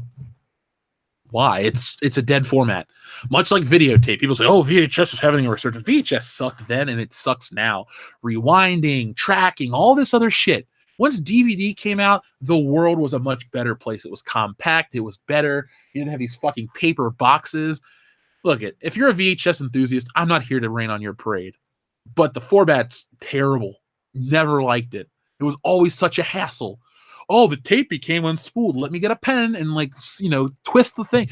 What the hell? I'm so glad we're far beyond removed from that. I like Blu-ray more because it's got the best picture quality. But DVD was a really big step up. Can Star Wars be redeemed after a long period of no Star Wars? Maybe. Let it rest. Let's stop talking about it. I'm strongly considered going to Horror Hound 2019, only 2.5 hour drive from me. You guys getting a table there? Tim Riggs, we already bought our table. Horror Hound is paid for, guaranteed to be there. Now, if you don't feel like making the drive, we are going to the one in Indianapolis again. As soon as the table goes on sale, we're going back. I just like going to Horror Hound. It's fun. We're a channel, where it's advertising. But we are definitely going. I paid for it months ago. So that's happening, Tim. Anyone out there that's in the Midwest and you want to meet us, all the guys from this channel will be at Horror Hound Cincinnati, and then I'm going to go to New York to hang out with Cecil, and then I'm going to be in Chicago for Star Wars Celebration. So I'm going to be super fucking busy at the beginning of the year. No disrespect, but people make excuses for VHS just because it's very cool and hip. I do not mean to offend anybody. Oh, Pete's 1972. You're more than entitled to your own opinion, and since you're 19, I mean you were alive for some VHS, but DVD was out in 97. So it's older than you. We had a DVD player in the year 2000. I remember asking my mom, can I please get a DVD player? So my grandma took me to get a DVD player, and I got a copy of Men in Black. Because, movies were more expensive. I wanted to get GoldenEye, but GoldenEye was $30. And back then, $30 was a kind of a big deal. So we got Men in Black because it was on sale. And then I got X-Men. And then I would get a couple of trickle movies in here and there. And then I got another DVD player because it was better. And then I ended up getting the Bond collection, and then DVDs. I had so many of them.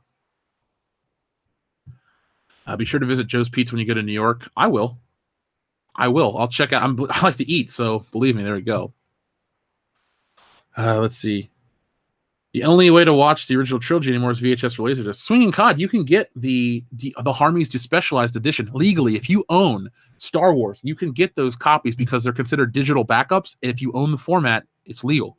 I have digital copies of the unaltered trilogy in high definition. They're out there. They're fan-made, but they're out there. So if you guys really want them, you can get them. Tons of film only exist like horror or on VHS like horror. I get it. For the time, it was fine. But I mean, in 2018, if you come to me and say, well, this VHS copy of Beverly Hills Cop is superior to the Blu-ray, I'm going to say no, it's not. First off, it's in pan and scan. You're missing a chunk of the picture. That's a problem for me. Secondly, the picture quality is shit. The audio quality is shit. The kind of TVs that you need to watch a VHS player on aren't really that good to TVs. I mean, we live in an era where you can see every single hair in some chick's eyebrows on the Kardashians. Like you can see how gross they truly are. Why go watch a fuzzy TV with crappy lines of resolution? Because it's hip? Oh, I went to the Goodwill and I spent $30 and I got 20 videotapes of VCR and a TV. Hey, good for you. I don't want to watch shit. I'd rather be able to see Eddie Murphy's mustache in Trading Places. Let's see. I don't dislike Warhammer 40K, but I don't know about it. So I don't know how to accurately discuss the franchise and be honest with you guys. So I don't talk about it. That's all I can say. Let's see. 40K will be as dead as Star Wars when it finally becomes woke and releases Warhammer Adventures. I'm not going to get any of it. So, guys, it's, yeah, John Harrison, you're right. That's the example you cite, the Kardashian eyebrows. Well, I said eyebrows, not eyelashes. What else am I going to randomly say? I didn't want to say, Joe Don Baker's butthole or something like that. Nobody watches movies for that. It's the same mentality for owning CRT TVs for playing retro game systems. Yeah, that's nice that people like to own the CRT monitors, but you can get... I have a Super NT. I can play HD 1-to-1, no latency issues on a high-def TV Super Nintendo games. And if you need the scan lines to be, scan lines and crap like that are just for like nerds that, I want it to look like I remember as a kid. It's the whole Star Wars argument. what Star Wars did you actually grow up on? If you want the VHS version, that's not technically the theatrical cut. So what are you arguing for? Oh, you don't like the special effects changes. Okay, but the theatrical cut, there's a 70 millimeter, 35 millimeter. It's neither here nor there. Let's see.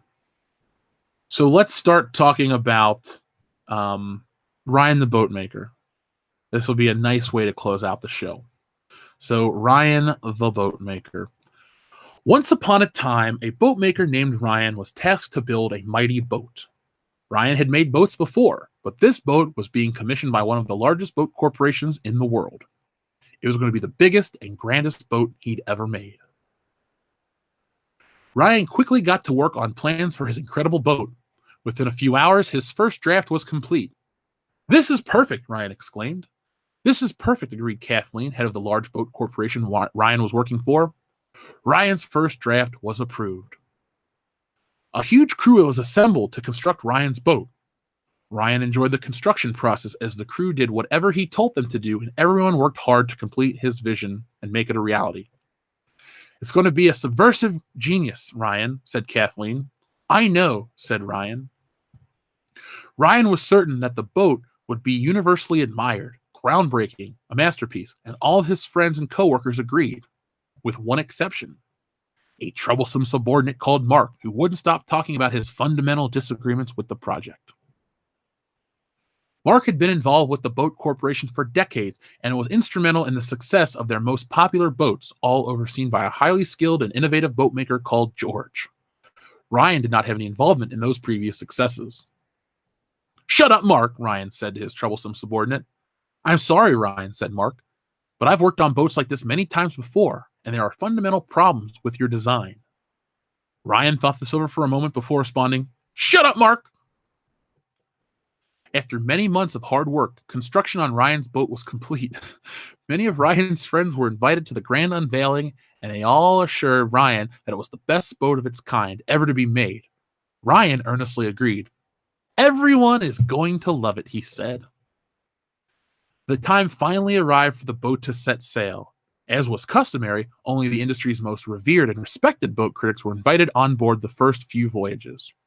The critics wrote nothing but glowing reviews for Ryan's boat, exactly as they had been paid to do. The positive reviews, along with the boat corporation's world-renowned reputation for anticipation for Ryan's boat, was at a fever pitch as the public were finally granted access.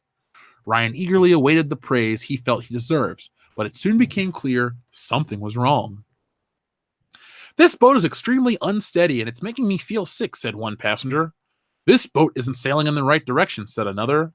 "This boat has got holes in it," exclaimed another. "This boat sucks," cried out another, and half the passengers agreed. The boat industry had never witnessed anything like it. At least half of the passengers complained bitterly about the quality and integrity of Ryan's boat. The remaining passengers fiercely defended it as great, a subversive work of art. It was the most divisive boat in history. Although inwardly incensed by the wave of criticism, Ryan calmly defended his creation. "The goal is never to divide or make people upset," he said, "but these conversations were going to happen at some point for the boat industry to grow more forward and stay vital. The best way for the boat industry to grow and move forward and stay vital is to make strong boats that stay afloat," retorted the passengers at the holes in Ryan's boat which caused it to slowly fill with water. "I can explain why this isn't going to be a problem," said Ryan. Ryan spent considerable time explaining why the holes in his boat were not a problem. When that didn't work, Ryan's friends Pablo and Brian further explained the holes weren't a problem. When that didn't work, Ryan's friend JJ said the passengers were threatened by women. "We have a problem with the boat because there are holes in it," reiterated the passengers. "You're all clearly threatened by women," said JJ. "What's your problem with women?" asked Pablo. "You're a hive of alt-right scum and villainy," said Brian. "Man babies," said Ryan. The more passengers complained about the structural flaws of Ryan's boat, the more Ryan and his friends insulted and belittled them. "Rest assured that most of these were sinking dweebs and shouting into the void," said Ryan. "Look at my passengers' tears mugs," mocked Brian. The most confusing of all were the other passengers who insisted that Ryan's boat was the greatest boat of all time. "Let your hatred of Ryan's boat die," they said. "Kill it if you have to." But what about all the holes? But what about all the holes? The boat is going to sink." We can't see any holes. Ryan's boat has made millions of dollars, so it must be great, said the pro-Ryan passengers. But we paid to sail on the boat before we knew it had holes in it, said the anti-boat passengers. We will never again sail on a boat made by this corporation, they added. A few months later, Kathleen's Boat Corporation made another huge boat, this one overseen by a different boat maker called Ron. Many passengers refused to sail on Ron's boat because of the hole in Ryan's boat, and because Ryan and his friends had mocked and insulted them. Ron asked the passengers to give his boat a try, and even though they refused, he didn't insult them. Many suspected that Ron's boat had less structural problems than Ryan's, but a point needed to be made, and Ron's boat was the corporation's first ever financial disaster. What financial disaster, said Ryan, as the passengers pointed out his faulty boat had caused the financial disaster. It was nothing to do with Ryan's boat, said Ryan's friend. It was because of new boats from rival corporations because of boat fatigue. By now, at least half of the passengers had lost their faith in the boat corporation. Kathleen was fired. Ryan's future boat project was canceled. The corporation's next huge boat, overseen by JJ, was another financial disaster. They only had themselves to blame. The end. I absolutely love Ryan the Boat Maker. I absolutely love it. I think that was the perfect way to end this show. This has been the most viewed episode of Good Morning Pop Culture. I'd like to thank everybody who has made it the massive success that it was. And like I said, this is one of the few times where I'm like, man, I kind of don't want this show to end. I'm having a fantastic time. And tons of people are sticking around. But I guess I should go and get ready for tonight's podcast. So, folks, I'm glad you guys enjoy. What's the difference between Ryan's boat and shit? Shit floats. Thank you, Den Saku. Oh my god, I love it. I love it so much. My thoughts on Men in Black 4. Well, since it's a sequel and it doesn't try to negate parts 1 through 3 and belittle what J and K did before, I don't have any problems with it yet. So the DJD show, thank you very much. Folks, before you click off of YouTube, go check out a video. Go check out the DJD show. Go check out anybody that makes YouTube content. That kind of stuff helps the platform. It helps us. It helps you stay entertained. Maybe one of these days in the new year, I'll try a 24-hour stream. Who knows? We'll see how crazy it gets. But folks, I will be back tonight, 8:30 p.m. Eastern Standard Time here on this channel for the final episode of World Class Bullshitters for 2018. We're going to be doing our year in review. We're going to talk about stuff. If you want to talk about where you were a year ago and how The Last Jedi broke your heart, we'd love to have you. If you want to talk about your favorite movies of the year, your favorite TV shows, all that stuff, let us know. Because what I'm hoping to get out of it is to have you guys give me recommendations for shows that I didn't see this year, the stuff I missed because I was busy making content. And over Christmas break, I can have some fun and watch those while I'm working on videos. So that's all coming your way tonight. I'm going to work on my response to Forbes. Excuse me, not Forbes. I'm living back in May. My response to Esquire, our buddy Matt Miller. The drama gets deeper. Anna, that Star Wars girl, had a response to it. So it's kind of funny how we call them out for lies. They think we prove a point, but they don't even watch the content. But you know they did because it really gets under their thin, chicken-like paper skin. I mean, this guy has thinner skin than Ric Flair. And with Ric Flair, if you blow in the wrong direction, the motherfucker's bleeding. If you even think about the writer of that article, well, he's bleeding. He just can't help it. So, guys, thank you very much. And catch me tonight. I'll be back with more. And as always, folks, be excellent to each other.